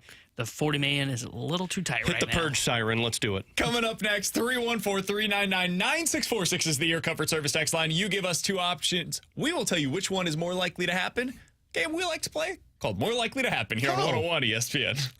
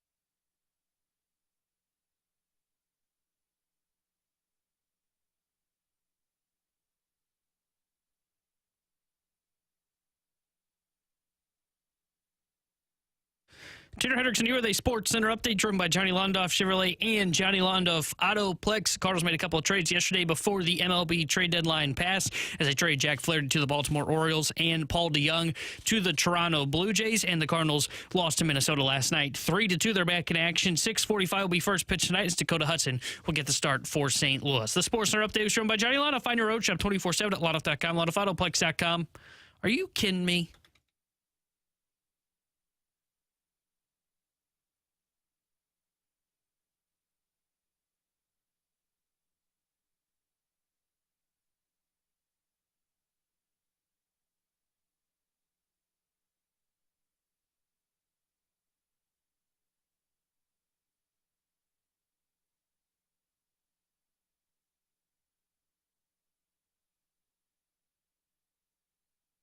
Ooh, hoo, hoo, hoo. 314-399-9646 is the Air Comfort Service text line for more likely to happen. You give us two scenarios. We'll tell you which one is more likely. By the way, to wrap up our conversation from the last segment, Cardinals do have 3 spots currently open on the 40-man roster. We mentioned 3 players that we would like to see on the big league club that are not currently here. Mason Wynn, Gordon Graceffo, Michael McGreevy. Boom. 3 spots, 3 openings, ready to go. And that's your quick T-bone 3. Is this going to fail like the preseasons did? That All looks right. great. Well, let's start with this. Guys, more likely the Cardinals trade for Tyler Glasnow or one of the Mariners starting pitchers. Tyler Glasnow makes so much sense for the Cardinals, guys. More likely it's one of the Mariners guys because Cardinals ain't going to trade him with Tampa Bay ever again. Oh, I'm in on Glass. I would trade for Tyler Glasnow like I would that. too, but the Cardinals are going to be like, yeah, we can't do business with you anymore. Sorry. I say more likely Tyler Glass now because he's only got one more year. I think is on his At like contract. $20 million too. Yeah. He is the ideal trade candidate, actually. Yeah. Because to sign one of the starters that you're going to go out there and get, you're going to have to give them big money over many years, and you're probably going to have to give up your second-round pick because they were very likely qualifying offered. Tyler Glasnow, you can just trade for him. And it's a 1-year deal, so he's a rental, so he's not going to get a crazy significant return. Tyler Glasnow is the ideal candidate for the Cardinals to trade for. And by the way, he's really good. Yeah. Like really good. He's been awesome And since really getting back. injured. That's every pitcher. I think the Mariners, I think guys. if you acquire him in the offseason, you can QO him at the end of the year if you don't get a contract extension with him. I believe that is correct. And if that's the case, like that's even better because then you may even get a second-round pick if you were to lose him if you can't give him a contract extension or he takes a QO. I'm in on Glass now, and I don't think he would cost a lot because he does have just 1 year left. He's not going to be at the same ilk as Gilbert, where it's like, okay, yeah, the package starts with Nolan Gorman and Lars Nootbaar. Glass now probably just takes maybe one of those cost control guys, maybe not even that, and just prospects. Yeah, I don't think you're having to give up Gorman for him. I agree. I don't think that he should even be in the conversation. I think a Carlson deal might Carlson for Glasnow might be what it would take. That feels very raised. With more, I would say. But that's the kind of thing we're talking about, where it's a guy that's got cost control, but not like at the top of all your trade chips. I feel like Nootbaar is kind of the level that you're probably going to have to go to for him. I'd be Would fine you with trade Nootbaar straight up Hell for Tyler yes. Glasnow? I think you'd have to get an extension done if you're doing that. Yeah, but I don't know if Tampa would say you can talk to Glasnow first to make. I mean, they probably would. They probably would, because then it increases the whole. The Cardinals just need to get him here and let him see the city and the winning culture, and then he'll want to stay. I mean, we've got a free zoo. Who wouldn't want to be here for and that? we're the best spot for Frisbee golf. Is he a big Frisbee? Is he a frolfer? I don't know if he is. Is he a frolfer? Sure. We'll find out. He's a If great he's actor, not, he'll too. be a converted He's a guy. great actor. Did you see him in Oppenheimer? He was great. And he was in the Batman series, Batman Begins. Yeah, played Scarecrow. God, I've convinced myself that's the guy. He's going to be my Ross Colton this offseason. I The apologize to problem? all of you.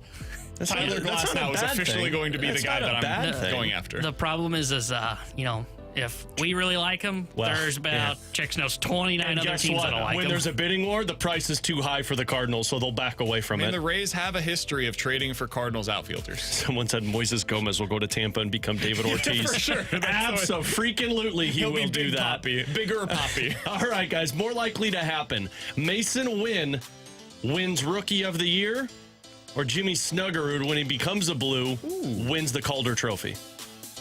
I just looked this up because I was curious. Troy Terry, people that don't know, signed with Anaheim 7x7, scored 37 goals a couple of years ago.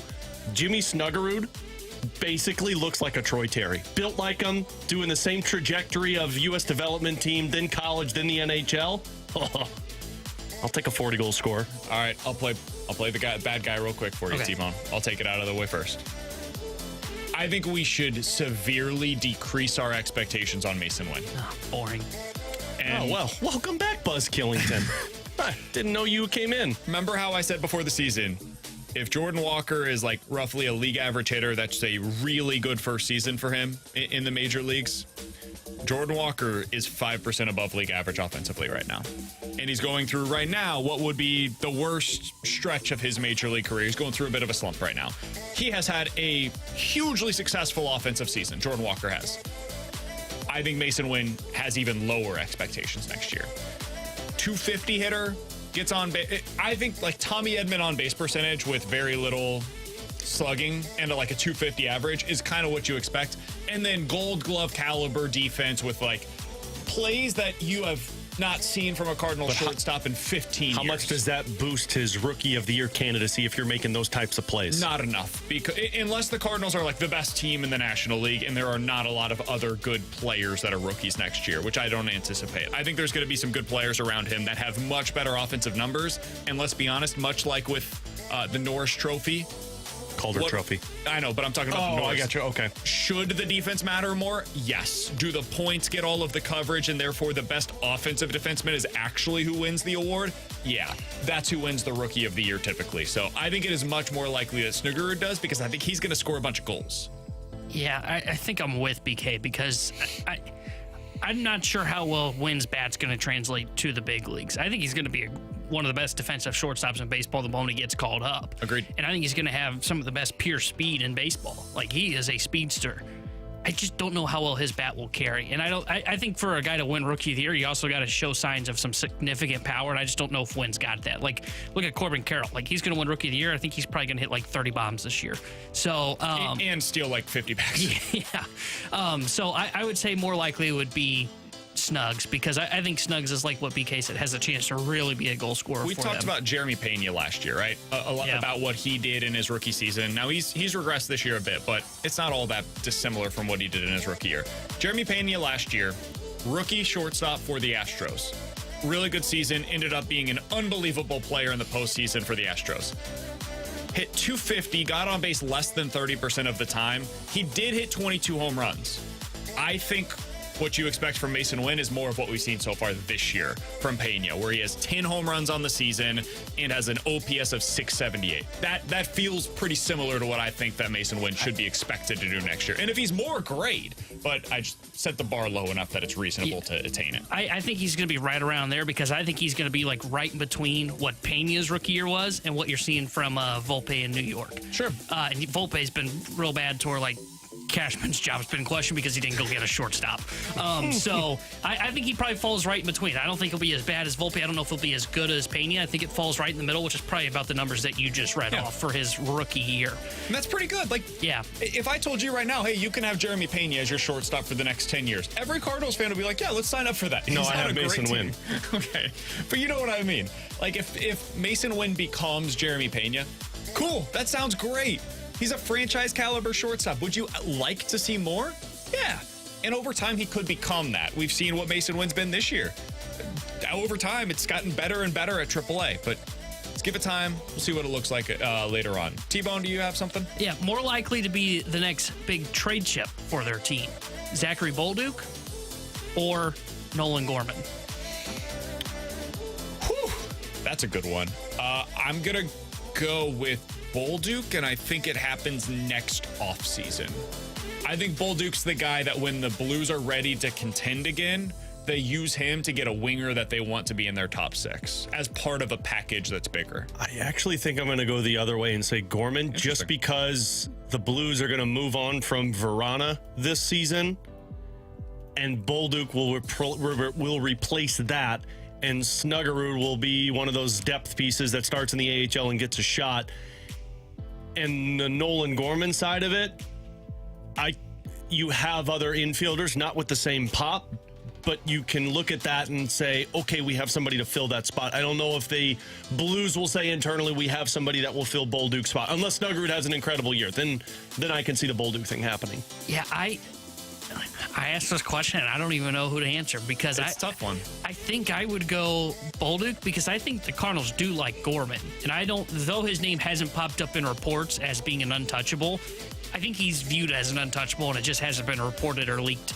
I think with Bolduc, I've gotten the sense that the Blues were, and again, this could change with his camp, but I got the sense that the Blues were really let down by his camp last year to the point where it is maybe we sell high on him because Snugs has already passed him in the depth chart. So I would probably lean towards Bolduc. It's a really good question and something that I think we should do a segment on later. What garners you more in return is the bigger question. Oh, Gorman. Gorman's done at the big league level. Gorman is the guy that every team dreams on. 40 home run power, left-handed bat. Like, the Cardinals should never trade Nolan Gorman. Never. He shouldn't even be in a conversation. Like, I told you guys, Dane Perry wrote about him recently, and the names that were listed with Nolan Gorman in terms of the power that he's shown at this age are all like future Hall of Famers or current Hall of Famers. Gorman has that kind of potential, but they're desperate. And so every team in Major League Baseball, just like at the deadline, as Katie Wu said, is going to know that the Cardinals have a serious need in their rotation. And when they talk to them, they're going to say, we know what you need. We want Nolan Gorman. And the Cardinals are going to have to decide if they're willing to give up a player like that to get what they need. To put this into context and what's wild about this, I just thought of it. I mean, trading Gorman is like what we've talked about in the past of you're trading Jordan Kyrou away. Like when the Matthew Tkachuk rumors were there, like you're trading Jordan Kyrou. And you don't want to trade a 40-goal scorer, a potential 40-goal scorer, but look at what you're getting in return. I don't want to trade Nolan Gorman, 40 home run guy. But what if you get in return something that you haven't had since Chris Carpenter? Great point. And that's what I think makes this even tougher was like when Kyrou's name was in the Tkachuk conversations. I mean, it was kind of easy to look at to where it was like, is Kyrou going to sting by letting him go? Yeah, but I'm pretty confident Tkachuk was getting a unicorn. Tkachuk's a unicorn, and I know I'm getting a better player. It's the almost thing with Gorman is like you're trading for a pitcher that could break at any moment. I was about to say it's more like a goalie. Like if the Blues had a goalie issue, it'd be like if Toronto traded William Nylander for a goalie this offseason. Yeah. Where you're like, I totally understand why you would do that. Yeah. But it's such a desperation there's move that could such backfire. a massive risk involved with making that kind of a move because goalies are fickle, just like pitchers could break like that. But last year, Sandy Alcantara was the best pitcher in the major leagues.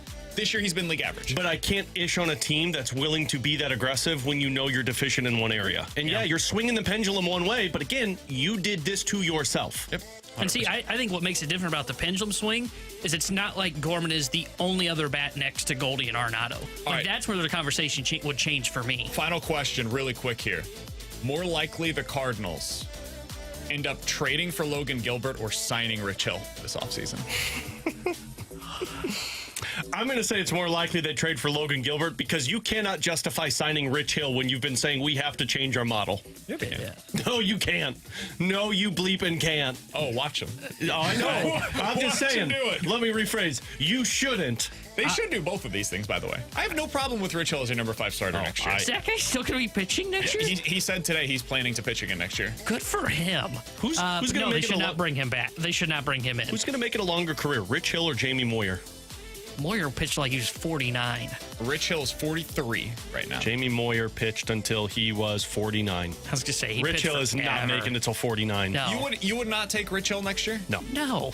As a number 5 starter, if it was like no money at all? No, because I see how Father Time just goes like this for a guy like that. Like $5 million.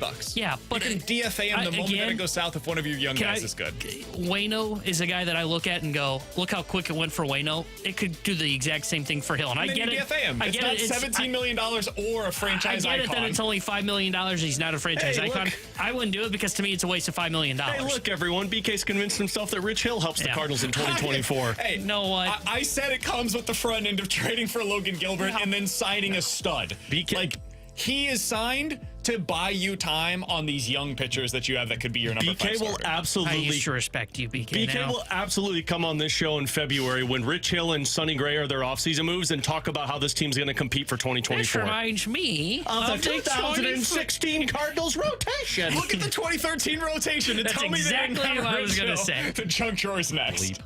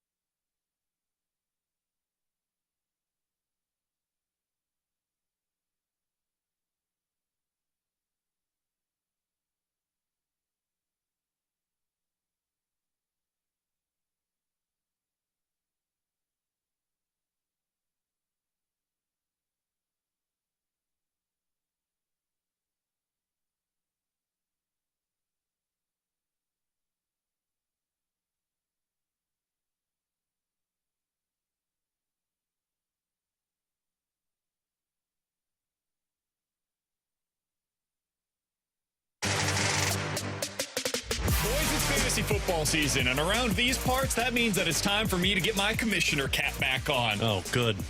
Alongside Wait for a Alex Ferrario 15-second pick this year. and Tanner Hendrickson, I'm Brandon Kiley. Voted out. We fired him. So I sent out the text this morning, and frankly, I didn't appreciate the responses. I sent out the classic, hey, friends, it's fantasy football time. There was Everybody your ready first to go mistake. again? And most of the responses out of the 13 people that were invited, first of all, everybody said yes. And second of all, they all said something to the effect of, am I going to be able to make my picks this year? Now, for those of you not familiar with what happened last year, there was a little bit of a snafu. It's an accident. A little bit. It's totally understandable. No, I just think it was a BKO where you thought it gave you an advantage and you just sucked. He didn't make the Everybody playoffs. was I know. very busy, and it was kind of a last-minute thing. I was like, you know what, we should probably do a fantasy draft this year, and there was like 1 day and 2 hours where everybody could do it. So I put the time clock at 30 seconds per pick. I didn't realize how fast 30 seconds goes until you get on the clock and you're still crossing off the players that were just selected on your list. So it wasn't an accident. You thought it would be fine. True. It was a mess up. It's just a corrupt individual. Should we do 30 seconds again this year because we got better at it? Actually, yes, because I want to see what Kerry Davis does to you. No. I want to see if Kerry Davis can break you with just his 2 hands. I also wanted to ask you this.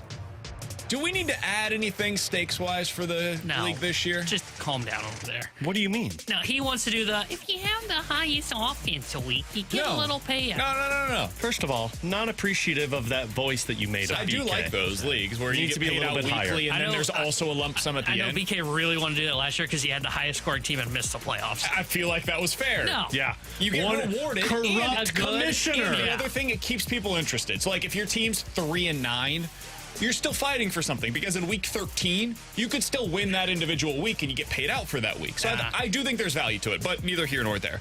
Veto. The last place team. I feel like there should be a punishment involved. We're on YouTube now. Every single show is involved in this league. And the loser has to wear a T-shirt with the winner's face on it for an entire week. There should be something involved. That would be great. I'm not telling you that we got to decide right now specifically what that is, but I think there should be I agree. toilet bowl. Whoa. The last place team Like a goes up swirly? against the second to last place team in the final week of the season, just as if it is a championship game. I like that. And the loser has to have some sort of a punishment. I like that. It doesn't have to be anything crazy. Maybe a beer mile. Oh, so not a tattoo? Oh. Got it. Not I got a picture of T-Bone vomiting. I don't think anybody's going to do that. Exactly. I like that. But we got to come up with the challenge because you're going to have to get everybody to approve it first. Yeah. That's fair. But you guys are good with this? You think it's a good decision? Because Mayo last and year, coffee? my commissioner Please no. decisions, I didn't run it past people, and it went Maybe poorly. you should look into like a co-commissioner and a special assistant to the commissioner, which T-Bone can do that role. I'll be your I co-commissioner. feel like you were the special assistant. Get the bleep out of here. T-Bone's- T-Bone looks like a special assistant. He's more trustworthy, though. Yeah. I would be worried about you stealing the money. I would be too. No, come on. I'm come also on, the guys. guy that makes sure I'm a very bleep honest gets individual. done. I'm the guy that makes sure bleep gets done. If you guys have the number one pick this year, who are you taking? Jefferson or Kelsey. PPR league. Assuming Yeah. PPR. I would probably go Justin Jefferson. I would go Jefferson. If you got the number 2 pick this year, who are you taking? Kelsey. I'd go Cup. I think that guy's going to have another Didn't he massive just get year. injured? Hurt. I know, but Just it's got carted off. just a hammy issue. And man. who's his quarterback? Stafford. For what? 3 games? Yeah, then they got everybody's favorite Stenson Bennett. Oh, geez. Yeah, no, oh my God, I forgot Stenson Bennett was on that You know what team. I will not do in the first round? No matter where I'm picking, I'll even stretch on a Take wide a receiver. running back? I'm not taking running back in the first round. I think I'm with him there. I think everybody that took. I'm trying to think in our league last year. Didn't you take Taylor in the first round? Right? McCaffrey. The That's only right. one And that then I you took a running back. the only one that I would consider. Or no, I took Taylor, and because I didn't want to have the injury issues of McCaffrey, Yeah. and then I ended up with the injury Yeah. issues of the Taylor. only running back I would consider if I'm late in that first round is Austin Eckler because he does everything. I wouldn't I take a running would back. because he's typically the guy that always puts up the most points. But again, I'm thinking like 13 or 14. The most likely running back that I would take is honestly Bijan Robinson with Atlanta, because I'm 99% certain they're going to be run heavy this year. Yeah. Like They have a quarterback that is essentially a rookie. They have a coach that has shown a propensity to be heavier with the running game in general. And they've got a really good offensive line and a terrible division that they're going up against. Oh, my God. How about this? Fantasy punishment. Everyone pitches in $50, flies the loser to a random city. Person doesn't know where they go until they enter the code at the airport. Fly them to the worst place that you can think of and make them do a scavenger hunt.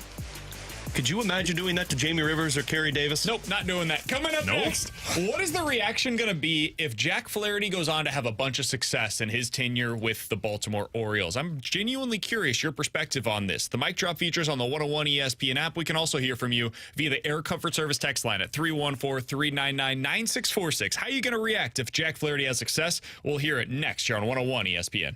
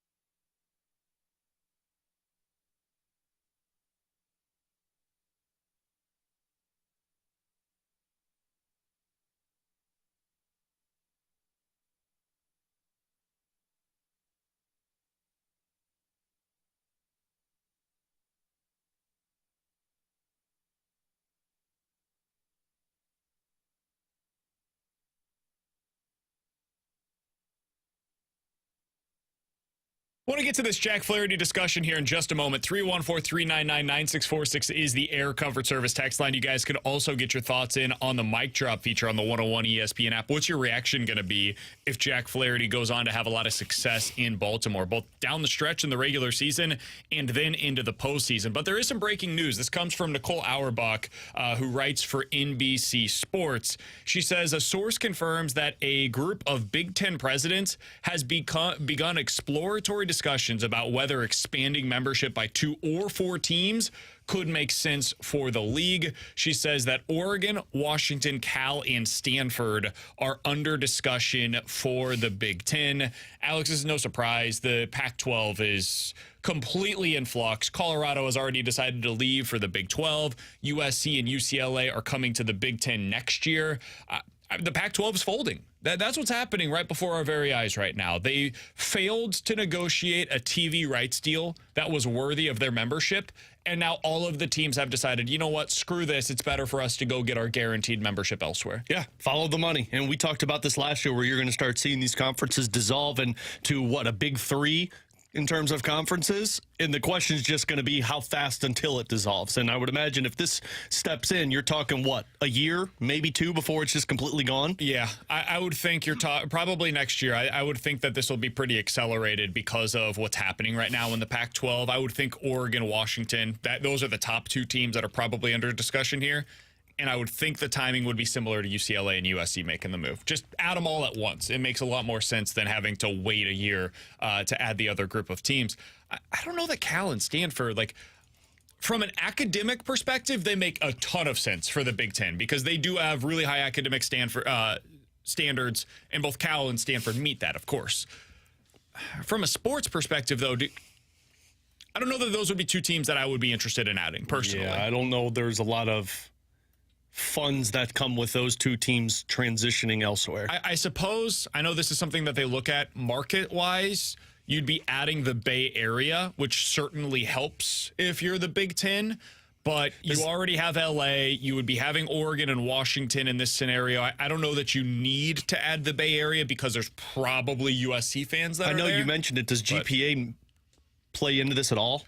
Because that raises it, so obviously. GPA, no, but it's called AAU institutions. This is getting super into the weeds, but it was one of the reasons why Mizzou was ever even under consideration for the Big Ten is because they are an AAU university, and Cal and Stanford both fit into that criteria. So it's something that the Big Ten looks at more than any other conference in America. They really do care about the academic, but really research side of things. Cal and Stanford fit into that, but that's the latest right now with the college realignment. Once again, conferences are the Pac-12 probably going to be gone, I would assume, here within the next few years, or at least not looking like the conference that we remember as of right now. Okay, so on the Jack Flaherty thing, Alex, if he goes on to have success somewhere else, I'm going to say good for him. That's it. It's really that simple. Now, that doesn't mean that I don't have any curiosity here, because I do. I am fascinated to see what another team decides to do with Jack, because the Cardinals fixed, quote unquote, Steven Matz. They fixed Jordan Hicks. They have not been able to fix Jack Flaherty. Now, he's been solid this year, but his fastball is getting hit harder than what you would like. His slider has not been a very good pitch for him for the majority of the season, and the velocity has been all over the place. Eno Saris put out a tweet earlier today of, hey, when Jack Flaherty's fastball averages more than 94 miles per hour, he's been excellent this season. Anytime that it's been below that, he's been really bad, like a 6 ERA type of bad in those starts. So it really does sometimes come down to velocity for him. And I don't know if you can just go to him and say, hey, we want you to max effort from start to finish, and we'll see where that ends up taking you. I don't know. I don't know what they're going to do to be able to improve his command because it's been off for most of this season. But that's the thing that I'm most curious about. But I don't think there's any way to really be critical about this. The Cardinals tried it with Jack. It was just a matter of health, kind of like with Michael Wacha. Yeah, it's not the same, but I view it kind of as the Vladimir Tarasenko trade this past year. Like, you wondered, like, what are they going to look like when Vladdy goes somewhere and has success? And to me, it was, yeah, it sucks that you see somebody go have success elsewhere and you never could have reclaimed that in St. Louis. but it just felt like it was time. And for me personally, if he goes out there and just dominates with Baltimore and helps them make some type of deep playoff run, I'm going to look at it and say, yeah, it sucks that you didn't get this for a full season in St. Louis, not just this year, but overall in his career. But good for Jack, because it just seemed it was never going to be accomplished in St. Louis. And some guys, that's just where the evaluation comes. You look at it and you say he was never going to get to that threshold again in St. Louis. Maybe he just needed a change of scenery. The same that I said with Vladdy Tarasenko, and I look at Jack Flaherty the exact same way. Next season, if he continues to have a ton of success and pitches like an ace, again, I think it's just going to be past news for the Cardinals unless they don't go get their guys at the top end of the rotation. Because if he pitches well and the Cardinals settle on Sonny Gray, that's going to tick some Cardinals fans off. Is there a good comparison for Jack Flaherty with the Blues? Can you think of one that comes to mind for you on a guy that had all of the potential, had it show for like one really excellent season, and then they kept trying, never really was able to reclaim that standard because of injuries? Vince Dunn. Not injuries, but Vince Dunn. I see the name that he came never up to reached me. the ceiling. That was the name that came to mind for me of like a guy that went on to have a lot of success elsewhere and didn't really get the opportunity here. I feel like that's more. I think you saw it that following year of the Cup because he was a top 4 defenseman for them when Jay Bomeister went down. He feels more like Lane Thomas to me. Where it's like it just didn't work here. He got an opportunity, and it was very clearly time to move on. You could see how it would work somewhere else. Now, he's reached probably a higher ceiling than what Lane Thomas has gone on to, but Lane Thomas is a really solid player elsewhere. Yeah, I mean, maybe Kevin Shattenkirk, but I think Chatty actually kind of declined after he left St. Louis, which is unfortunate for him. Somebody mentions a good one. Maybe it's Jaden Schwartz. Really good player, was a huge piece to what they were trying to accomplish, and you kind of knew by the end that it was time. I actually think the other texter, Robbie Fabry, makes a lot more sense. Robbie Fabry looked like a guy who could score 30 goals in his second season, and then the injuries just took place for him. He never reclaimed it, and then when he went to Detroit, now he's still dealing with injuries, but when he got to Detroit, he looked back to that level of pure goal scorer that you saw in St. Louis. But the Schwartz one is good, too. I think it's different. The truth is there's probably nobody. Probably not. It's different for Schwartz because he was older, and Jack's 27 years old. Yep. Like, Jack's still in that prime, so it's just a tough comp for the Blues to go with a Cardinals player like Jack Flaherty, which is why it's just so hard to sit there and be frustrated if he goes on and deals. Yeah, I think the closest comp that we've seen here in St. Louis is Michael Wacha. I mean, Michael Wacha early on in his Cardinals career here was absolutely remarkable.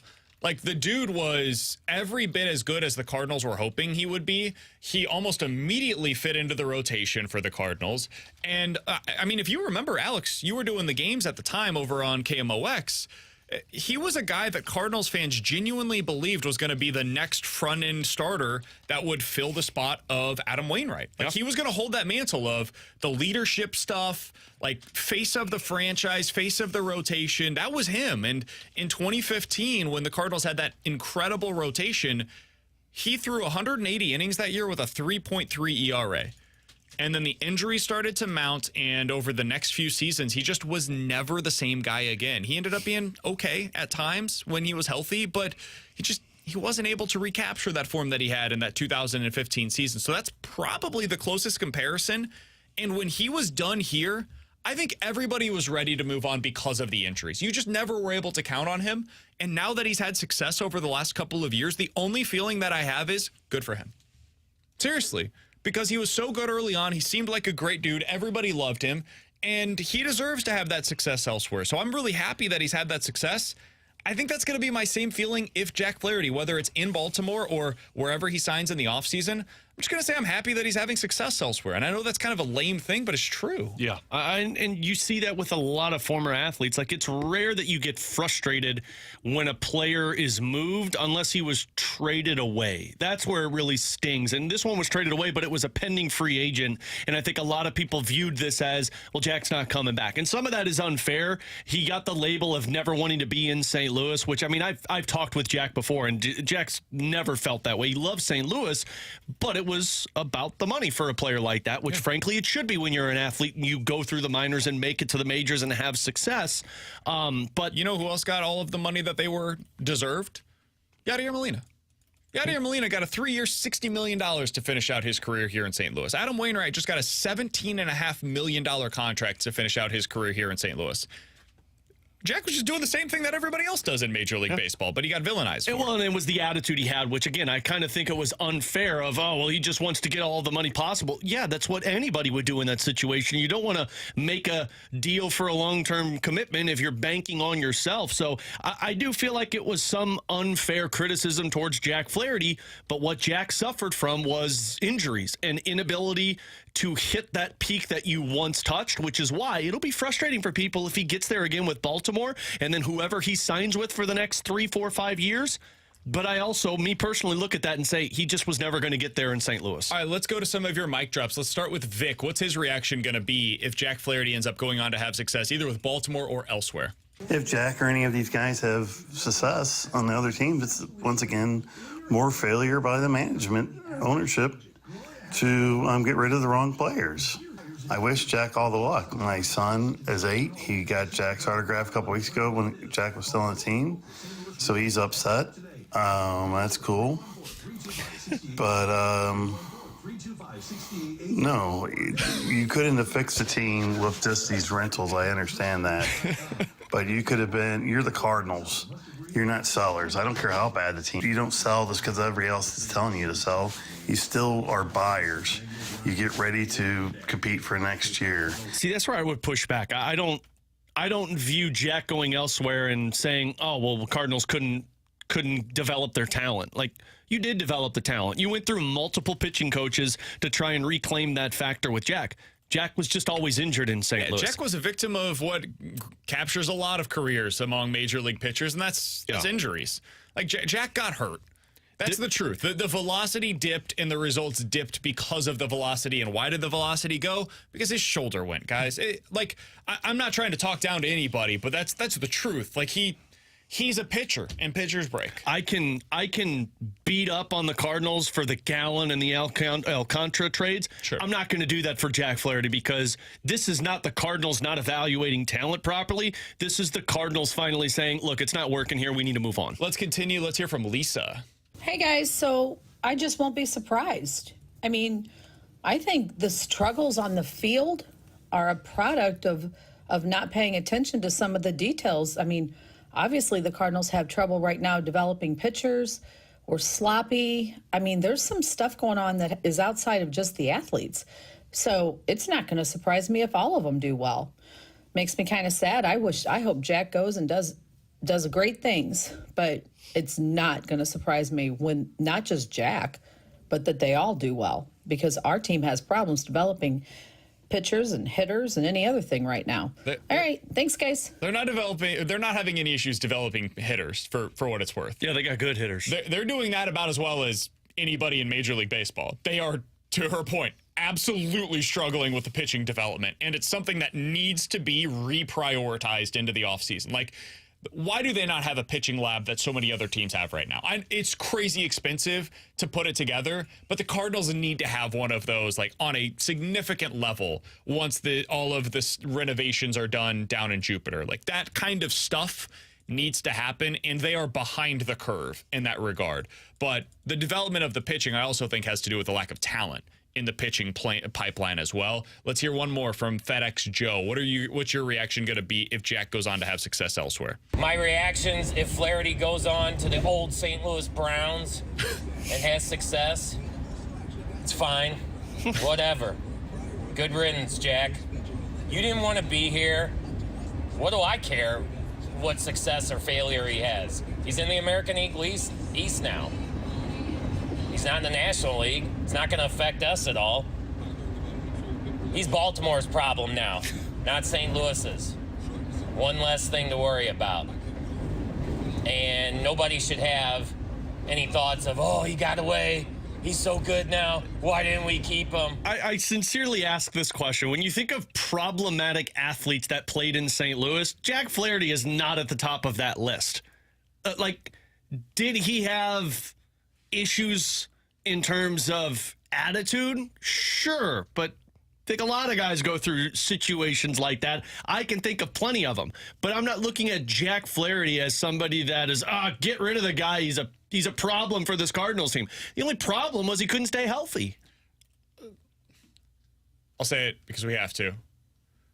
The reason why people viewed him as a problem was the political stances that he took. Like, if you disagreed with him politically, and I'm not taking a side either way, but if you disagreed with him politically, that's why you probably have an issue with Jack Flaherty. That's it.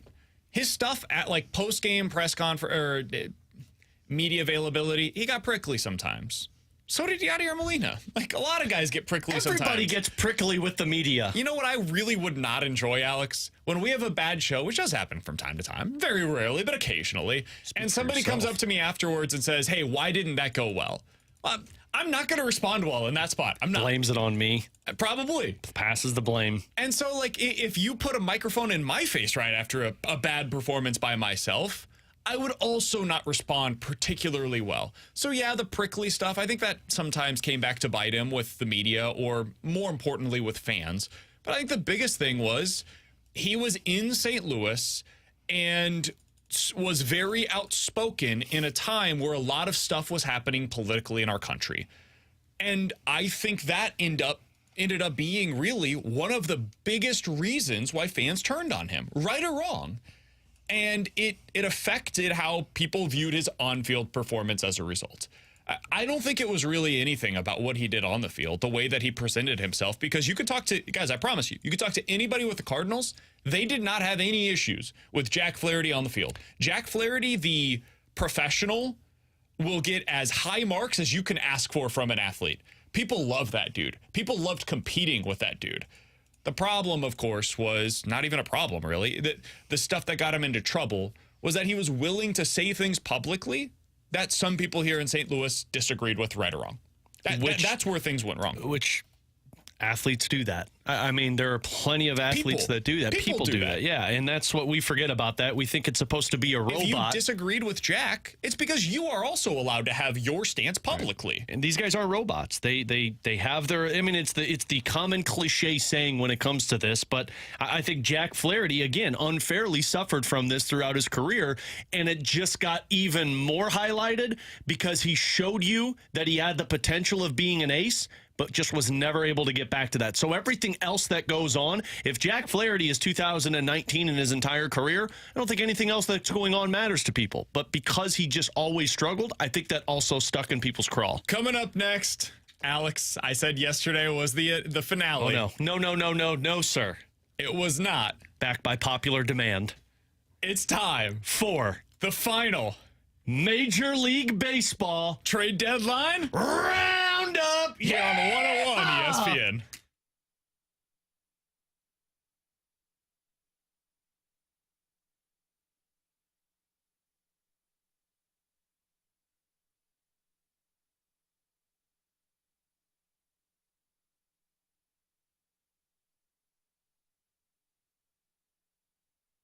Hey, it's BK, and I've got some exciting news for all of the men out there. Victory Men's Health has launched a new telehealth site. It's called Victory RX. Men, you can go there. You'll get prescribed your ED medication. They've made this process so easy. Men, you can go to this site. You'll do your entire consult all via text. Victory Men's Health, you're probably familiar with the brand. They've already treated thousands of men in their standalone locations, and now they're giving men from all over easier access to that #1 selling ED medication. You're not taking a chance on some new brand that's out there. These guys are legit. So go to victoryrx.com. That's victoryrx.com. They'll send you a chewable tablet. It's got active ingredients with both Viagra and Cialis. And instead of swallowing a pill, this is going to be a chewable tablet, so it's not going to be affected at all by the food or the drink that you consume prior. If you're taking that pill, it might end up having lasting effects from the food or the drink that you didn't even think about. Chewable tablets will be ready to go. It's going to have the right dosage for you, so go to victoryrx.com. victoryrx.com. Play hard.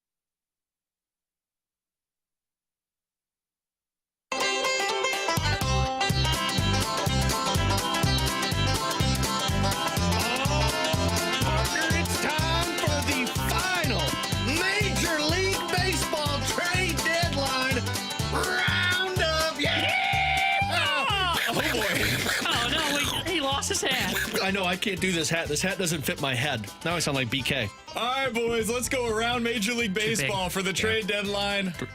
Trade deadline roundup. Woo! Guys, who do you think was the biggest winner at this year's trade deadline? There's not a whole lot of big deals to be had here, so who do you think was the biggest winner with what they were able to accomplish at the deadline? I actually think it's a tie for winners between the Rangers and the Astros. Okay. I think both teams accomplished what they needed to in terms of adding the necessary piece to help them compete. And what I also love about it is you got two teams that are in the same division fighting with each other for that positioning, and you got Max Scherzer and Justin Verlander. Can I go next? No. Mine's twofold, and I think T-Bone's going to hate what I have to say here. Baltimore? No. God, I know who one of them It's is. the Angels, and it's not like two different teams, just one team. It's the Angels for two reasons. One, because of what they were able to add and what they didn't get rid of. And two, because, guys, not very many teams in the American League in the wild card actually improved. The Astros did. Totally agree with you, Alex. The Blue Jays added a couple of Cardinals. I like Jordan Hicks a lot, but if that's your biggest acquisition at the trade deadline, did you upgrade a ton? Not really. The Red Sox added a guy that ended up being sent down to AAA. The Astros/Rangers, one of them will be in that mix, so one of those teams improved. What the Rays do that really improved them in a significant way? Savali? He's good. Nice starting pitcher. Is that going to really change what I expect you to do in the postseason race? Not really. I think the Angels improved more than the Rays did. So I'll give the Angels their kudos. It very well may end up setting their franchise back 5 years. Who cares? They're going to suck in 5 years anyways. They always do. They've got Shohei Ohtani right now. I like that they went for it. I think they are the trade deadline winner. It's wild that no team in the National League upgraded significantly like the American League teams did. I think everybody in the National League is like, yeah, there's Atlanta. And that's about it. We get it. Down here for us. Yeah, we're not going to be the there. Dodgers tried it, and then apparently some guy was like, rather be in Detroit the rest of the season. LA stinks. No, I would say the winner was Houston. I think Houston won by getting Verlander. I think he's the one piece that puts them over the top in the American League. I like what Texas did, but I think there's flashing red alarms with Max Scherzer that make me a little worried. Now, granted, I understand why they made that deal because Steve Cohen basically paid you to have Max Scherzer. Like, okay, sign me up. But I would definitely say for me, it's the Houston Astros won the MLB trade deadline. All right, Alex, as we continue with our Major League Baseball trade deadline. Roundup, let's dance, partner. That one got him. In your opinion, how long is it going to be before the Mets are contending again? After they traded away Mark Canha, Justin Verlander, and Max Scherzer, along with a couple of other players. And $96 million. Yeah, that too. Steve Cohen, guys. I'll say less than 5 years. Well, yeah. I would hope so. It's not the Angels, man. If it takes more than 5 years for the Mets with their payroll to contend, something has gone horribly right. And everybody has When has a team fired. ever who spent the most money in free agency been competitive the next year? That's a fair point. I mean, even the Yankees used to suck when they would spend all of the money in free agency. So It's been a while since the winner of the offseason was truly a winner. And if I'm not mistaken, Pete Alonso's a free agent next year or in 2 years. They should trade him this offseason, and I'm not kidding. Their minor league system isn't great, and you really don't have up-and-coming pieces that are going to be taking over certain spots. So who are you building around? Can I give you guys their lineup right now? It's bad. So Nimmo, Lindor, McNeil, Alonso. That's a perfectly fine top four. I don't love McNeil hitting third for me, but whatever. You can make that work. Vogelbach, Beatty, Alvarez, DJ Stewart, and Rafael Ortega. Woof. That is a terrible lineup. Isn't Rafael Ortega a former Cardinal prospect? Is he? He'll be great. This is a team that is in a really bad spot right now. Even their rotation, which coming into the season, we're like, oh, if the Cardinals could just have the Mets rotation, we'd be feeling good. Kodai Senga, really good. Carlos Carrasco? Jose Quintana? That's it. I wanted Quintana at the deadline. I mean, you might be able to get him in the offseason. That's okay. like, screw Rich Hill. Get Jose Quintana in the offseason. Have him be your number 5 starter going into next year. I don't want any of them. I want new faces. Fair. But in new places? I think it's going to take 3 years. I think it's going to take 3 years. They need to reset the books. They need to reset their Or farm less than system 5 like years? they did at the deadline. 3 years from now, I think they'll be good again. I'll say I'm going to go a little bit short. I'm going 2 because I think in 2 years is when the book's really clear from the Scherzer and Verlander's deals to where they can get back to spending in free agency. And Cohen is smart.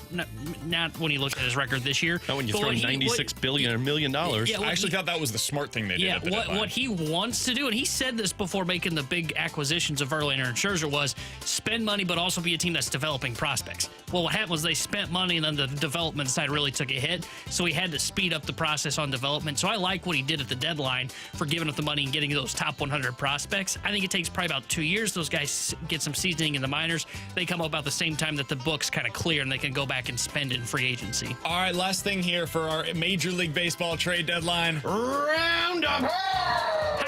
Oh, silver away! Oh, Nessie! All right, who was the most underwhelming team at the trade deadline in your opinion? The team that should have made more moves that didn't. Oh, it's the Dodgers. I feel like there's like 10 different options here. Yeah, to me, it was a super underwhelming deadline in general. To me, the Dodgers, like Lance Lynn and Joe Kelly, good gets, but I still think you should have either gotten another big bat or a big name on the pitcher. And I know they tried for Eduardo Rodriguez, but I would have gone bigger before Rodriguez, and if I keep failing, I would have gotten somebody, though, because Lance Lynn, to me, great, not going to get it done. I would probably say the Yankees for me because I think Cashman put in the trade deadline in his phone wrong. The deadline was yesterday. Yeah, because they did truly nothing. They stink. I know, but they shouldn't be trying to contend. They should have traded more. Choose a lane, man. Yeah, choose a lane. They should have traded more or away. buy. And Cashman was just like, you know what? We're going to get guys back, and they that's as did good the as a Cardinals trade. deadline from 21. No, maybe Cashman believes, maybe he's a big fan of the Blues in 2019 and said, well, they stood pat and look at us. For a guy that is supposedly under a lot of pressure in New York, Cashman had like his feet up and was smoking a cigar and having a martini at his desk during the trade have deadline. a way Mo in the hotter seat offseason. than Mo. Yeah, I agree. Because again, choose a lane, man. Choose a lane. You either are a seller or you're a buyer. And I agree, that team stinks. Isn't their lane going after Ohtani, though? I mean, I don't know how. I mean, they didn't clear anything off the books. Like, that's the thing. They should have pulled the Mets off. We know where Ohtani's going. Dodgers? Yeah. Angels? Yeah. No. He's going to stay in LA for 10 years. Yeah. He's going to the Dodgers or he's going to the Mariners. Those are the two spots. Yeah. I If think he goes to every the Mariners- Cardinals fan should be thrilled if he goes to the Mariners. Yeah, I can't wait to get That is Logan Gilbert. ideal. You can go get Luis Castillo if they don't end up want getting him. Shohei. I want Logan Gilbert. Hey, man, I'd take whoever. I think they would Just trade tell me which Gilbert. one. I'll take Wu and Gilbert. Yeah, give me all of them. Like, we'll just get our starters from the Mariners, all of them. I think the Orioles. I think the Orioles are the most disappointing team at the trade deadline. And it's because they weren't more aggressive. This is a team that has, like, I think it's 7 top 100 prospects right now. Yeah. Their system is loaded. They are in first place in the AL East. They have right now the best record in the American League. And the only thing you really added of consequence was Jack Flaherty? I like Jack. But really? That was it?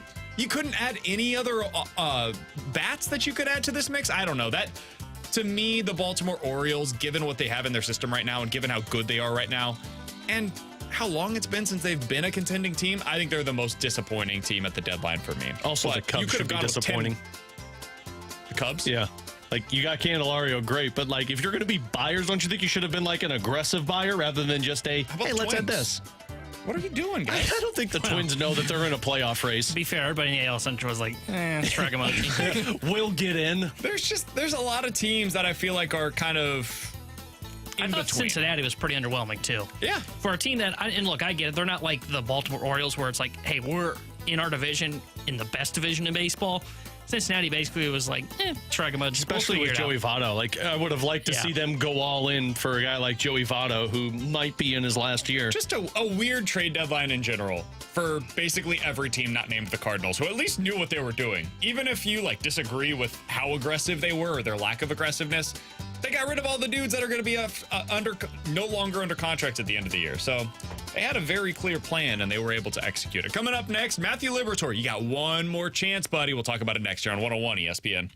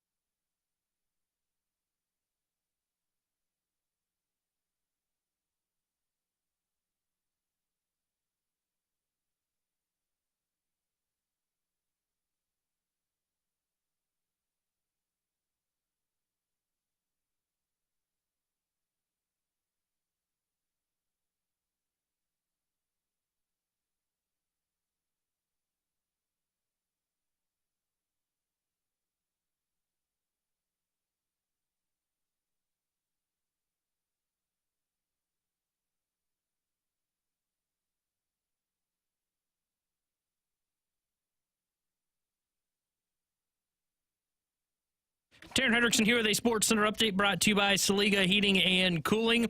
The St. Louis Cardinals fell to the Minnesota Twins last night 3-2, and they'll be back in action tonight. 6:45 will be first pitch as Dakota Hudson gets the start for St. Louis. The Sports Center update was brought to you by Saliga Heating and Cooling, an independent American Standard heating and air conditioning dealer.